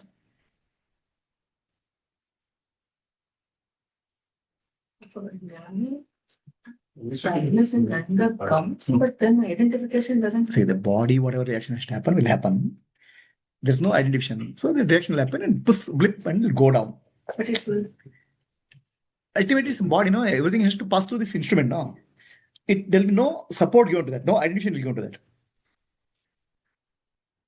Even Dani, the reaction has to happen to this complex only, no? This is instrument only. In the instrument, some noise will come. But he doesn't identify that. There's no strength given to that. It just appear and disappear. Blip. A noise will not come. Noise will not come. The body has to be. The body is a vehicle, no? No, the basic programs like when there is a pain, the tears coming out, hunger, these are also understood. So in the other noise, functions will move. You think first of all, there's no the thing called sense of identification. Yes. Right? Yes. So what happens in the body mind complexion? There is nothing belongs to me. In that sense, Nani has nothing. But in the body mind complex, something can happen. Some blip can happen and go. It does not matter to him. He can have that separation. Yeah, he will not identify that. It's like an instrument. No, my car is having puncture. I'm okay with that. But it's not affecting. I'm not punctured. Some people car scratches also were scratching me. They'll say.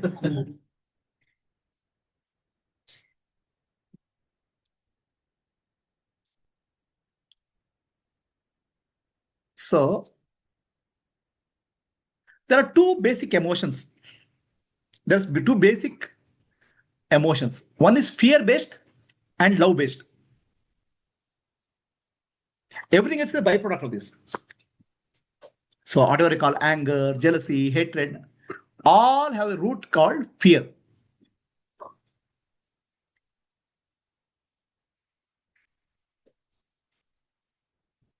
It's okay?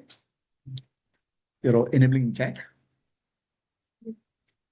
So there is the fear-based emotions have first is judgment, resentment, anger, shame, desire, greed, blame, worry, guilt, regret. So many. Everything is based on fear. And fear is, what is a fear? Please tell me. What exactly is the meaning of fear? Loss of control. Uncertain. Survival. Survival, exactly. I am separate from the totality. The whole universe is so big. Understand? I am separate from that. It appears so, it's like so infinite. And everybody is there, some survival fitness, survival competitions going on. If I lose, I'll die. The fear is of separation. It's called duality, Advaita. Duality is the root. Love is oneness. I am connected to the world. I am one with the world in some way. Right? That's called love. Love based on acceptance, optimism, giving, forgiving, understanding, helping, peace, serenity, empathy. These are all love based.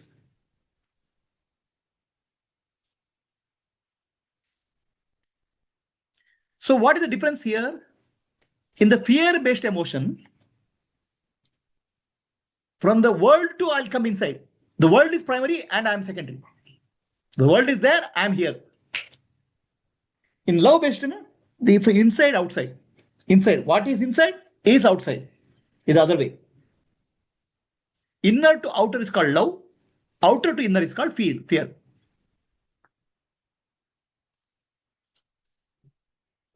What do you mean by outside to inner fear? Fear, actually, if I see something else, okay, if somebody is there who is stronger than me, I have fear. So his strength becomes my fear. Understand? Or somebody is better than me, his betterness is my jealousy. Somebody gets what I don't get, it becomes anger. So what is outside dominates my emotion. Okay. In case of love, what is inside dominates? I am consciousness. So everything is existence. Existence is consciousness. From inside, outside, I connect.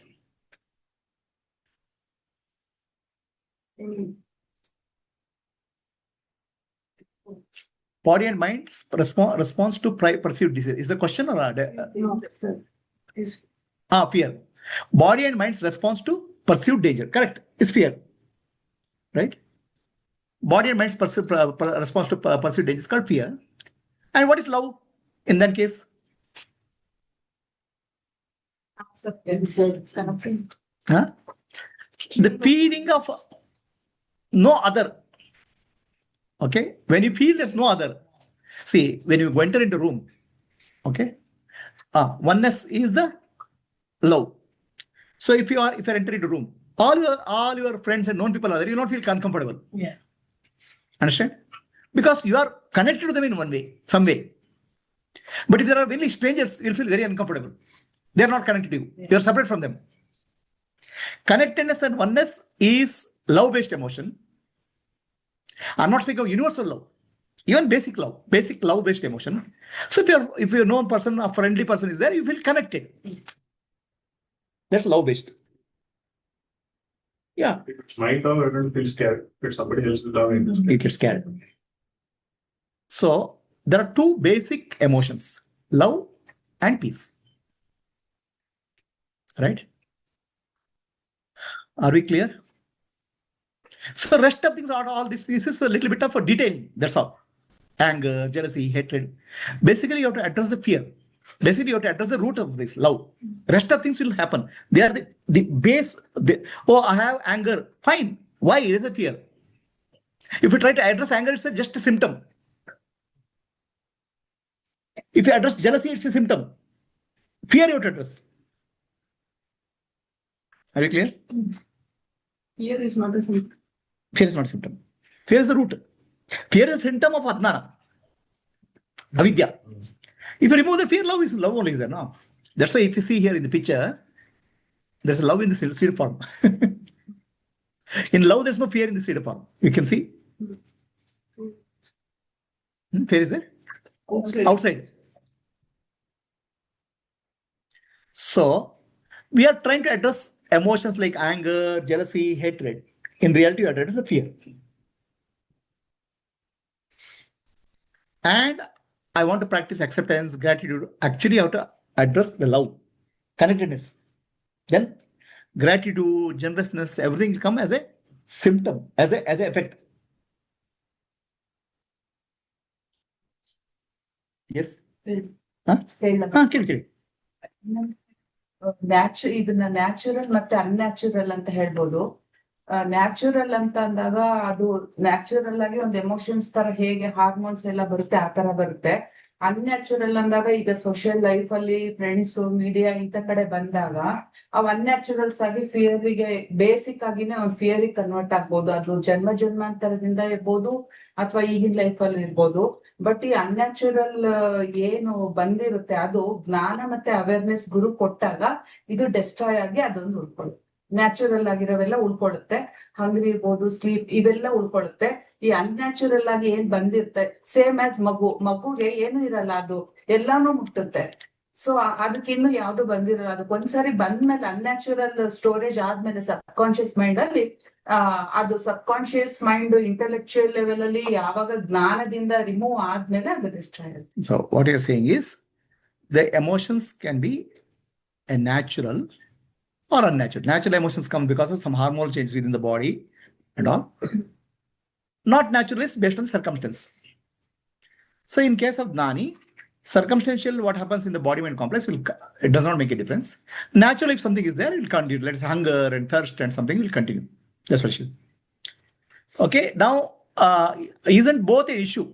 Love-based emotion and fear-based emotion, both an issue, because love here is non-universal. Love is still an individual-based, need to go beyond the bliss, go beyond bliss, which is not an emotion at all. So, you are right. You have to go beyond love and fear. Universal love. That's transcendence. But in life, always you have to go in stages. So dharma and adharma is there. Choose the dharma to overcome adharma. Choose negative quality, choose positive quality to overcome negative quality, so that mind becomes tranquil, then go beyond. So you have to develop love and then go beyond love. Universal love. If you know individual love itself you don't know, how will you go to universal love? So the question here is fear and love both are, we are speaking from individual perspective. Really you have to go to universal, which is transcending these two. Fine, that's fair enough. But from fear, you have to move to love. From love, you have to move to transcend it to universal. Suddenly you want from fear itself, I can't transcend, I want to transcend to universal. May not happen. Is the answer clear? To God. Huh? Say bad to good to God. Bad to good to God. So the principle in life is the lower level principle you have to overcome with higher. Higher you have to transcend. From negative, you have to go to positive and go beyond positive. From adharma, you have to go to dharma and go beyond dharma and adharma. From wrong, you have to go to right and then go beyond right and wrong. So transcendence has to happen from lower truth to higher truth and then finally ultimate truth. Is the answer clear?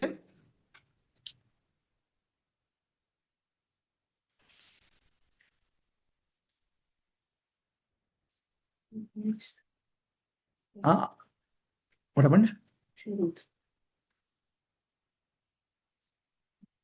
Yeah. Individual based love is Yeah. That needs to be defined as well. What needs to be defined as well? Love. Yeah. Individual love. Individual love, yeah, individualized feeling of connectedness with the family, friends, selected people. That's a taste of love. That taste of love will give us motivation to go to universal. That should not get attached, is what should. Yeah, they should not get attached. But that's the way. If you don't know individual love, how will you know universal love? You have to, individual love is the beginning. Mother's love is the beginning. Okay, so that love is the beginning step, but that's not the end step. Go beyond that. But how do we draw that line? Like Draw that line. How do you draw the line? You don't have to draw the line. The line gets drawn. For example, the Dhritarashtra had toward Duryodhana, that was blind love. That Yeah. love blinded him. That love is, it's not called love, it's called moha. Moha. Okay, moha, attachment. We have to know the difference between moha and love. Attachment and love. What is the difference between attachment and love? Is there a difference? Yeah. Binds you, attachment frees you. I'm sorry, don't. Attachment binds you, not free. Attachment binds you. Attachment is surrounded by fear of losing. Yeah. Attachment has a fear of losing. Yeah. Okay. Love is like. Yeah. Love is free. So, in attachment, there's a hurt. In love, there's never hurt. Why attachment is called hurt? Attachment has an expectation. Love has no expectation. If you have expectation, it's called attachment. Okay. So when mother takes care of the child, it's not pure love, it's my child. But still, she doesn't have, she'll give it whatever best she has. In love, to try to give. In attachment, to try to get. Attachment is a business. I give something, you give back something. If I don't give, you don't give. Or if you don't give, I don't give. It's a business. Love is not business. Love is what I can give you. In love, there is a happiness. In love, if you are happy, I am happy. In attachment, if I am happy, you make me happy, then I will make you happy. So Dhritarashtra, what his children he had was attachment, moha, not love. And he was a very disturbed person. Dhritarashtra is a very disturbed person. So is there question? Is there any answer? Anything? Body and mind's response to perceived danger? What is this? Nothing to hold and accepting it is truth. Let go all false. Correct? Oh, okay. I have to cut it. Okay. So let us go to next topic. Border line ಅಂತ ಅವ್ರು ಹೇಳಿದ್ರಲ್ಲ, border line ಅಂದ್ರೆ Dzire ಅಥವಾ ಮೋಹ, ಅತಿ ಮೋಹ ಅಂತ ವ್ಯಾಮೋಹ ಅಂತೀವಲ್ಲ, ಅದು ಬಾರ್ಡರ್ ಲೈನ್ ಅಂತ ಅಂದಾಗ ಮೂರು ಫೀಲಿಂಗ್ ಹಿಮ್ಸೆಲ್ಫ್ ಅನುಭವಿಸ್ತಾ ಇರ್ತಾನೆ. ಒಂದು ಗಿಲ್ಟ್ ಆಗ್ತಾ ಇರ್ತಾನೆ, ಇನ್ನೊಂದು ಮುಚ್ಚಿಡಕ್ ನೋಡ್ತಾನೆ, ಹೈಡ್ ಮಾಡಕ್ ನೋಡ್ತಾನೆ. ಯಾವ್ದೋ ಒಂದ್ ಪಾಯಿಂಟ್ ಅಲ್ಲಿ ಹೈಡ್ ಮಾಡ್ತಾನೆ. So that is the border line. Guilt ಆಗ್ತಾ ಇರುತ್ತೆ ಎಲ್ಲೋ ಒಂದ್ ಕಡೆ, that is the border line. ಧೃತರಾಷ್ಟ್ರಂಗು ಪಾಂಡವರಿಗೆ ನಾನ್ ಕೊಡ್ಲಿಲ್ಲ ಅನ್ನೋದೊಂದು ಇತ್ತು, ಅದೊಂದು ಗಿಲ್ಟ್ ಇರುತ್ತೆ. ಒಂದು ಮೂರ್ ಥಿಂಗ್ಸ್ ಅಲ್ಲಿ ಇರುತ್ತೆ. ಒಂದು ಗಿಲ್ಟ್, ಒಂದು ಅಟ್ಯಾಕ್, ಒಂದು ಹೈಡ್ ಮಾಡಕ್ ನೋಡ್ತಾರೆ. ಅವೆರಡು ತುಂಬಾ ಫ್ಯಾಕ್ಟರ್ ಅವ್ರಿಗೆ ಗೊತ್ತಾಗುತ್ತೆ. In attachment, there's other emotions come, fear-based emotions, guilt, hiding, all those things will come. Yeah. So, what happens to us in these emotions? Okay. Basically, in fear-based emotions, there's a fight, flight, or freeze is there. In fear, either I'll run away from situation, or fight back, or freeze. I can't do anything. Fight, or freeze is a fear-based. In love-based, the peace is there. So the fear-based, there are emotions like adrenaline, cortisol. Okay, adrenaline is for fight or flight response. Adrenaline means the moment adrenaline comes, you have to run. The body, heart will beat, blood will flow in the leg, and you start running. In cortisol, the body cuts off the energy to other organs. Why? I'm freezing, so I can't do anything. There's love-based hormones. Oxytocin, serotonin, endorphin, dopamine. These create a sense of happiness, peace. Finally, love-based hormones and peace-based hormones, happiness-based hormones, both are hormones only. So now you have to decide, are you chemistry or biology or biochemistry or physics? Huh? Or mathematics? So what are you? Are you biology? Are you a human being? Huh? So we have three brains.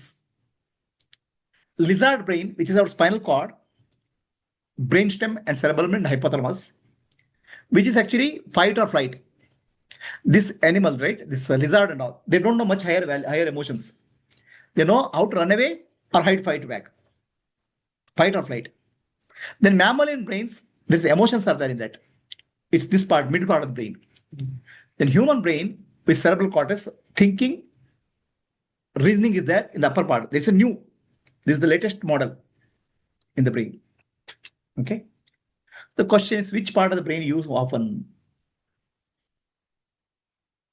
So now contemplate what in a day of 24 hours, how much time you are in the fight flight mode, how much time you are in the cortex, neocortex. How much is your life driven by the lower two brains?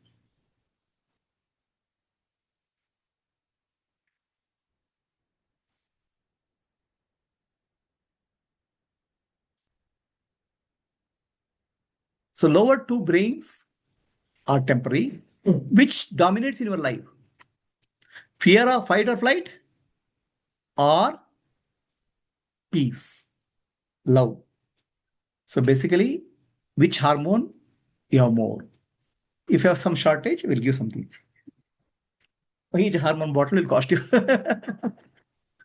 Ultimately, it's a chemical. Understand? So become aware of what is dominating in your life. Just awareness, it's nothing right or wrong about it. So what happens to us is we can change. We are not stuck to the nature, Prakriti. We can change which mode we are operating in. The fight or flight mode is called survival mode, which is actually green part of the brain is operating. And the reasoning and thinking, which is higher mode, is called prefrontal cortex. What you have to do? Can you switch these modes? Can you choose which mode you want to operate at a given point of time? With awareness. Unconsciously, we go into survival mode. Unconsciously. Can you come back to consciousness and come back to learning mode or creative thinking mode? For that, you have to go to alpha wave pattern, brain pattern. In fight or flight mode, you are in the beta, which is more, mind is more, little bit more noisy and active. It's required, but it's in a different mode. So how do you switch between these modes? Simply by shifting your attention. Nothing complicated. Shift from survival mode to the creative mode. Survival mode is fight or flight to the creative mode. How do you do that?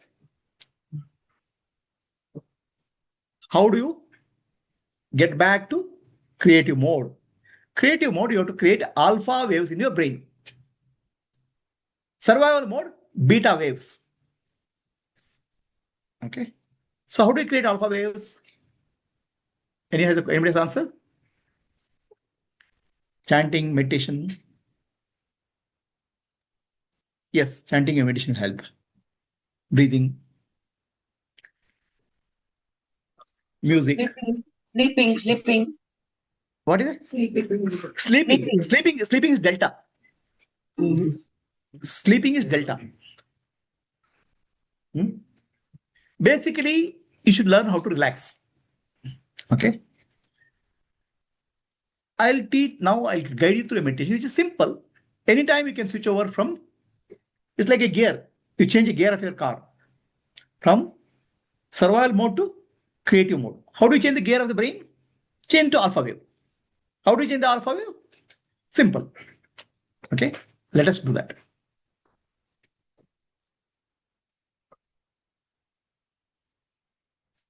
So for alpha wave, our attention has to go to where you're putting kumkum.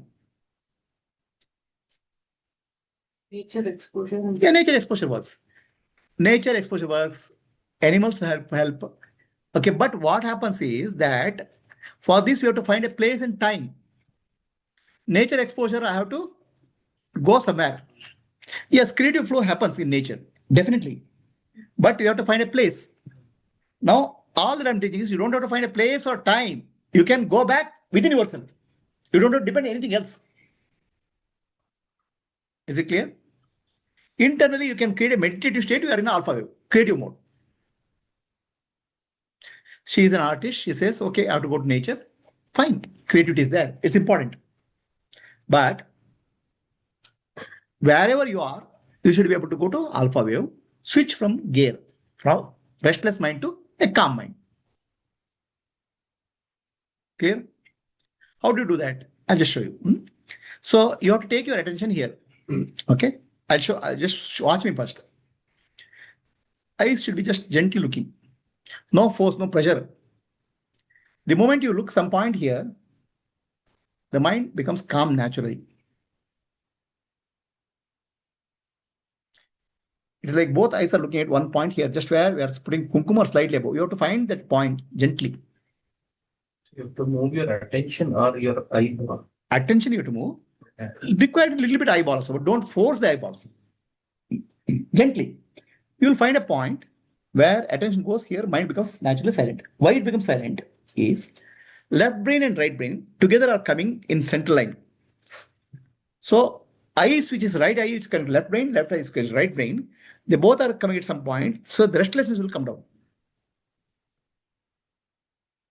Okay. So can everybody find that point? To close your eyes, if you, then open your eyes and tell me whether you found it or not. Naturally, mind will become silent. You don't without forcing.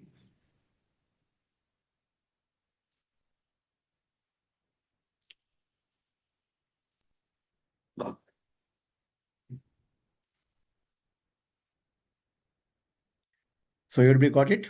Anybody didn't get it? Please raise your hands. Good. So naturally, without force, mind will become silent. Gentle awareness here. Okay. So then close your eyes, be there, then start deep breath, slow breath, long breathe out. Breathe in, hold, long breathe out. Mind starts becoming very, very calm and peaceful.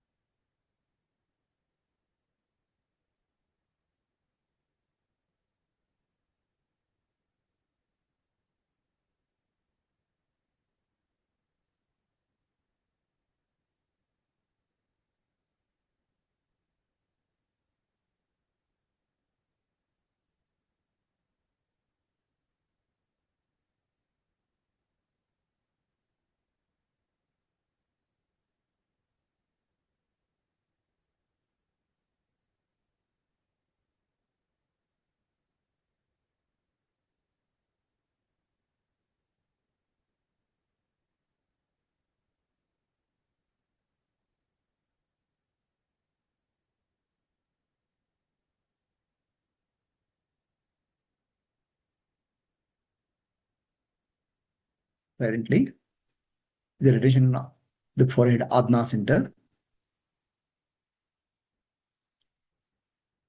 Become aware who you are. I am looking at that point from my brain cavity. Brain cavity is empty. I am that emptiness inside. I am the space inside the brain cavity looking at a point. Feel the space inside your brain cavity. There's nothing there. That nothing is I. I am.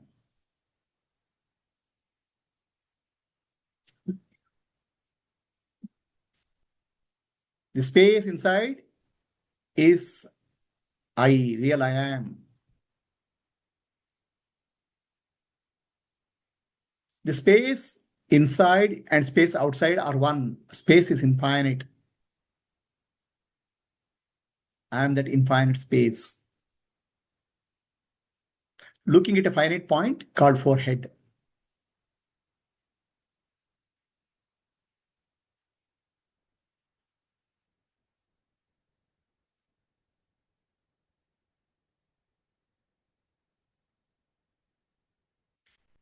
Satoma Sadgamaya Tamasoma Jyotirgamaya Mrityorma Amritam Gamaya. Om Shanti Shanti Shanti Purnamadaha Purnamidam Purnat Purnamudachyate Purnasya Purnamadaya Purnamevavashishyate. Om Shanti Shanti Shanti. Nanembudu Nanalla Ideha Manabuddhi Nanalla Sachidanandatma Shivanamnani Shivoham Shivoham Shivoham Atmadarshanam Brahmadarshanam Brahmadarshanam Satyadarshanam Antarjyotihi Bahirjyotihi Pratyakjyotihi Paratpara Jyotireva Jyotihi Swayam Jyotihi Atma Jyotihi Shivosmiham Lokaha Samastah Sukhino Bhavantu Lokaha Samastah Sukhino Bhavantu. Harihi Om. Shri Gurubhyo Namaha. Harihi Om. Gently open your eyes. Rub both of your hands.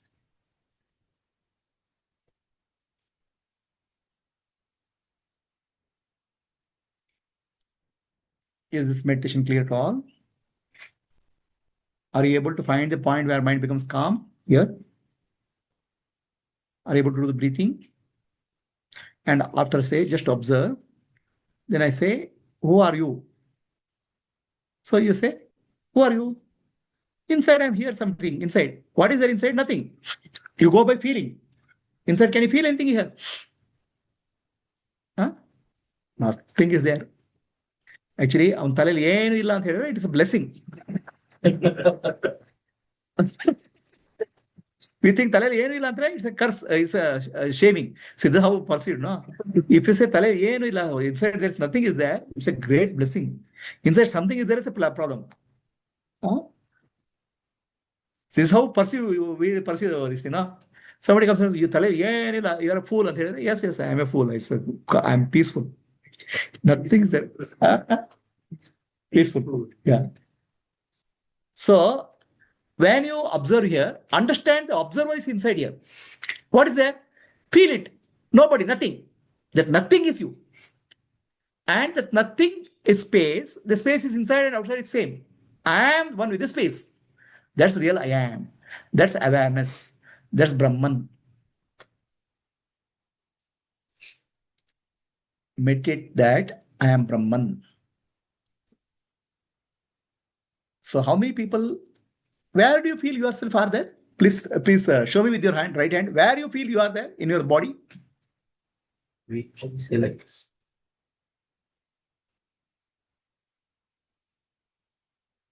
Where is the feeling of I am for you? Okay, I am feeling is here. What is inside there? Space. That space is awareness. In the space, there is awareness, isn't it? I am that space. I mean, are you comfortable now? But what I'm saying is you are nobody, you are nothing. Huh? Space means nothing. Nothing. Is it comfortable? I want to be. Some identity. We need some identity, no? Honge, kamyab, ek din. I need some identity, no? If you're holding an identity, what is there? It's only suffering. Accept that you are a space. Accept that you are nothing. Then who can humiliate you? If it's somebody, you can humiliate you. If you're nobody, who can humiliate you? Huh? Nobody can humiliate you. Right? Our problem is we want to become somebody.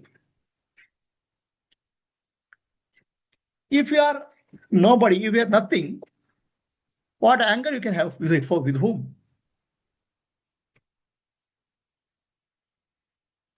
When we are nothing, nothing can affect us, no? Shruti is saying that. Shruti means Veda. Yes, Shruti Maharani. Shruti means Veda. Now, Vedas are also, Shruti is a mesh to word it, right? So the whole spiritual journey is from somebody become nobody. Then you are everybody because space is everywhere, no? Huh? All your suffering in life, fear is there because you want to become somebody. If you become space, what fear is there for you?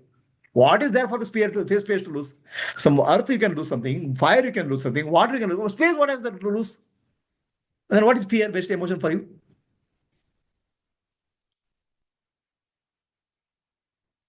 Or too much? Did you get why you are space? Because there's nothing. Nothing. And you, where you think you are? In the nothing, where are you? Nowhere. You are nothing and nowhere. Then what emotions you have? This whole class is over. The class is for somebody, something is there. See, I am somebody, I am something to hold on is cause of emotion. In reality, we are nobody and nothing to hold on. That will become more and more clear as we go in the next classes. If we become nobody, still somebody is there, we'll remove it. That's also wrong. We are clean and sent. Okay. So, anybody has a question? Yeah. One question. Why people hold suffering? Why they enjoy suffering? Okay. Why they enjoy? Why they hold? See, let's take this way. So why we are holding on to suffering? Suffering is also a sort of addiction, right? If you are happy, nobody will come and ask you why are you happy. In the room, somebody is unhappy. What happened to you? Huh? I mean, all attention goes to you, no? You like that attention. You like the attention, no? See, in a room, everybody is happy, but somebody is gloomy. Nobody will ask why are you happy because happiness is a natural state. People will ask you why are you unhappy. Why? So it is also behind there is a love towards that. That is why we like that. No. It's simple. See, we have not understood the love. There's love and self, everything is there. But ultimately, in our life, we seek attention. Entire life is about seeking attention. What do you call as your friend? If he doesn't look at you, he's not a friend. That means he has to give attention to you. Attention is what our relationship is all about. Do you agree or disagree?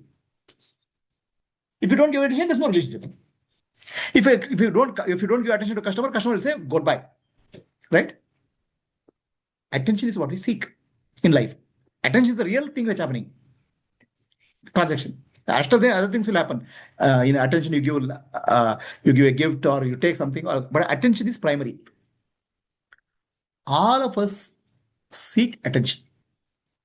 I want friend, I want relative, I want this thing. Then I want some attention from somebody. Relationship is all about attention. Do you agree or disagree? Attention is primary. After that, something will come. If the attention is not there, nothing else will come. Attention is the root of transaction. No. I'm saying attention, love is there. Okay, I have a love for you, but I don't give attention to you. Then what he'll say? Love is a feeling.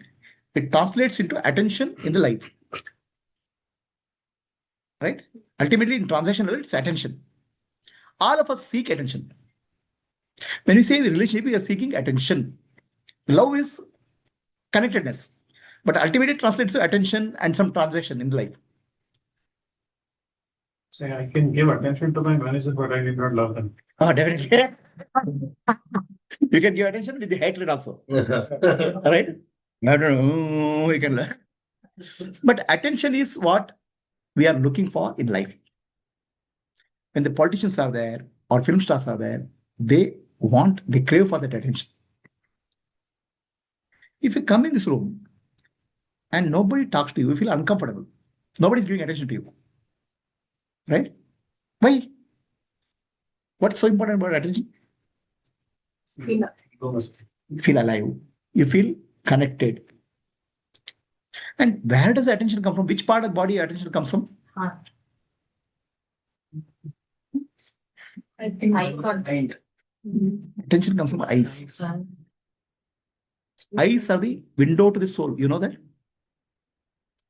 Your soul, Atma or Jivatma, the eyes are the window. If you want to tell a lie to somebody, you cannot look into eye and tell, unless you're an expert. Because making eye contact and telling lie is very difficult. Eye contact connects us from soul to soul. Understand? So, if somebody is telling a lie, you can detect from their eye contact. They cannot. Eyes don't lie. Tongue can lie. So what happens is that when attention comes to you, then you feel connected to the soul in that attention. Your connection is not with the body. Your connection is the soul. Deep inside, you know, I am connected to that soul. That is called love. And we want that love. I mean, is there any disagreement with this, with respect to this? What I say? Because they don't seek attention. Their attention is with themselves. See, somebody has to give attention. If I can give attention to myself, I'm fine. So a Gnani or enlightenment means I don't seek attention from somebody.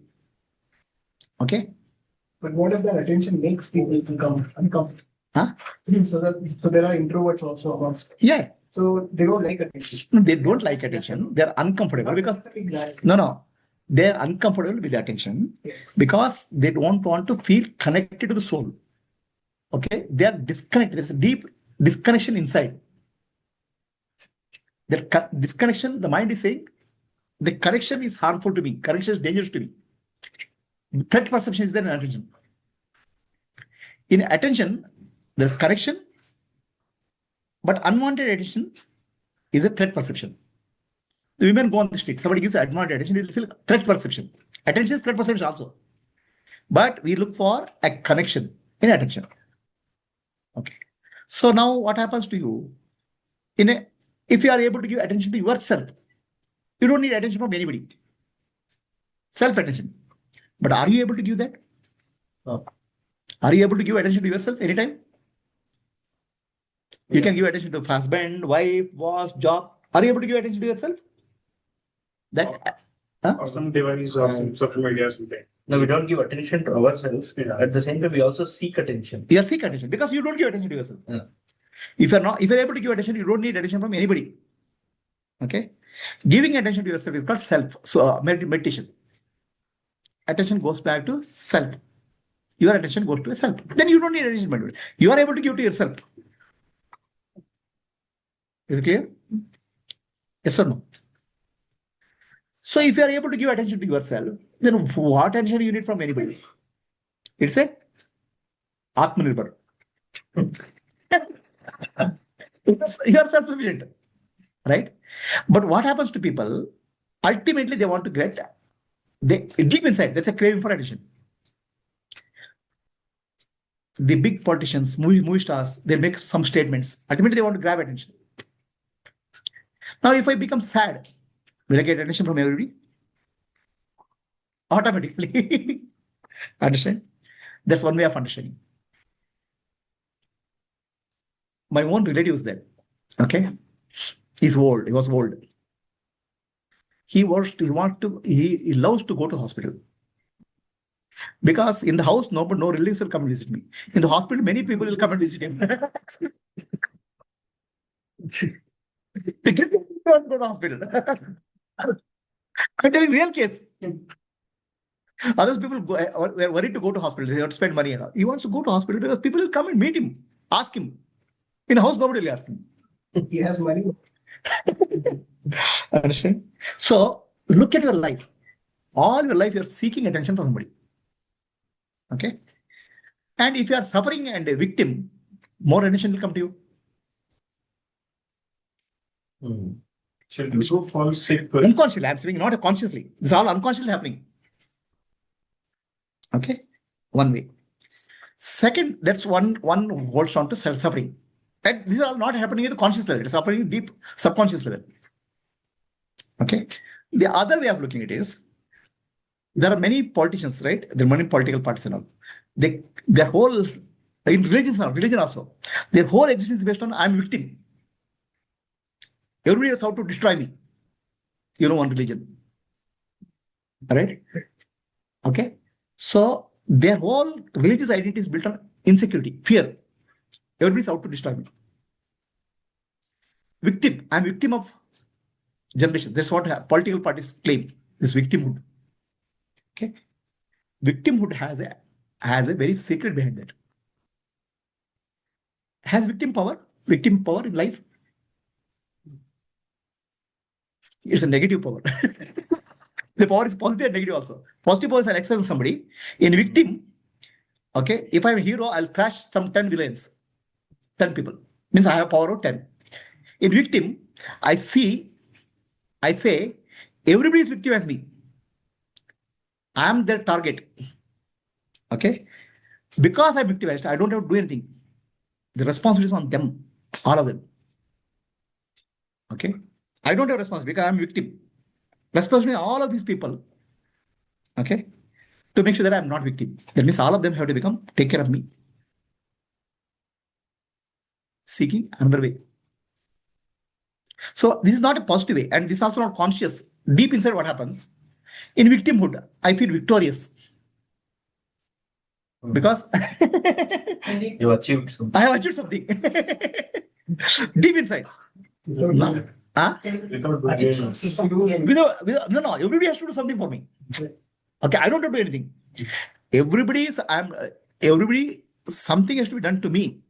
Means I'm expecting from everybody. I don't have to do anything because I'm a victim. Is it too much to understand as a victim? Then seeking in the conscious state, this kind of thing, attention, is also a suffering. It is a suffering. And what kind of suffering is that? No, you go to somebody's house, they don't look at you. Feel very uncomfortable.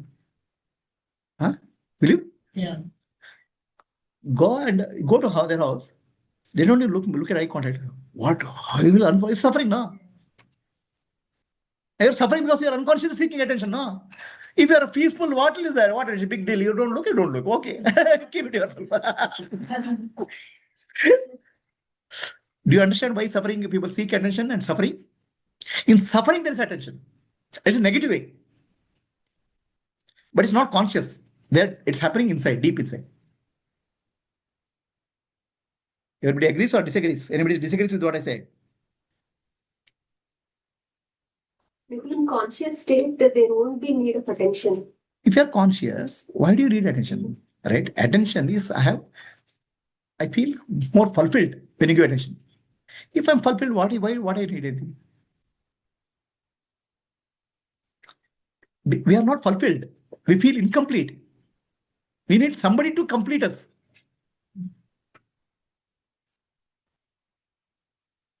Am I clear? So, when people say I'm suffering and victim, deep inside, that's a desire for somebody to take care of you. A person who is victim or suffering, deep inside seeks help, seeks attention. It's a craving because born out of incompleteness, sense of incompleteness. If you're complete, you are feeling fulfilled, you don't need attention. And please understand, this attention business is universal. Only a gnani can be free from this. Otherwise, everybody needs attention someday. Ego mind feels some strength inside. It gives identity of victimhood. In victimhood, you get identity, attention in a negative way. It's not a positive attention. And you get more attention. Suppose you're going to what I'm saying, sir, a function. There are 10 people sitting. One person sits separately. Then attention goes to that person. You are sitting, you don't give attention. So somewhere ego wants to look special, even in suffering. That's the specialty of ego. Can you drop that? Do you want to? Yeah, there's a waste paper basket. You can drop. If you want to take home, also you can take home. No problem. If you want to take other people, you also take it home. Okay, we'll close for the day.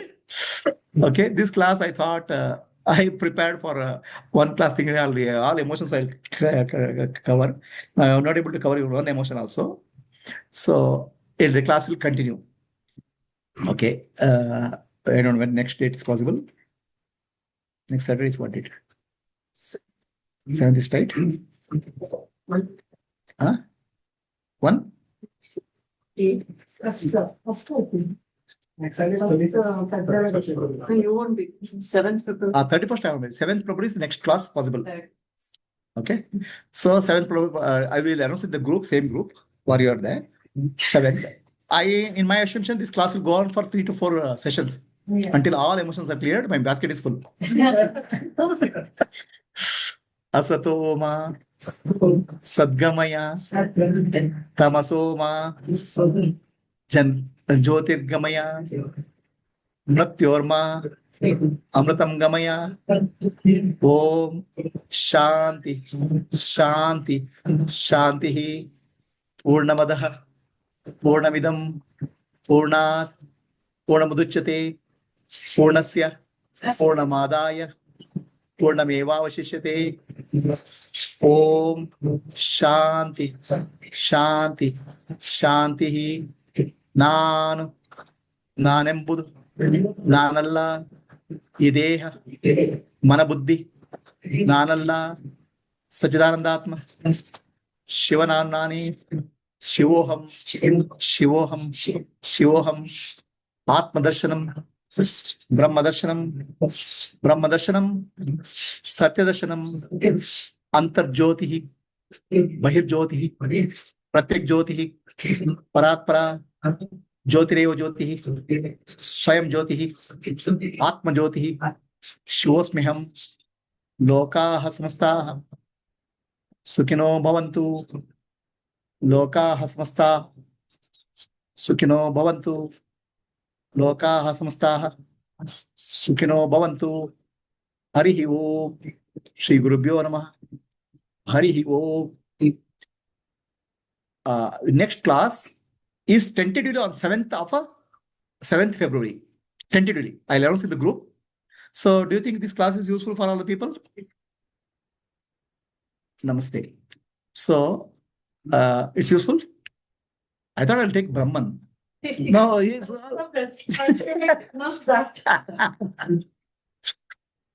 okay. Hari Om Prabhuji. Hari Om. Thank Now you, in this Prabhuji. next what I'm going to take, I'm taking many fear-based emotions and my love-based emotions. And how emotions what we have today is because of our upbringing. We can relate to what happened to us and go to the root of the problem, try to understand the root of the problem to become free rather than just surface level. That is the, okay. Most of our life is based on what happened in our early childhood, later childhood, and how society treated us. So we have to clear that. That's the next, that will happen in the next 2-3 classes. I mean, as I'll go, let it go on its own speed. Okay, Hari Om everybody. We'll close the session.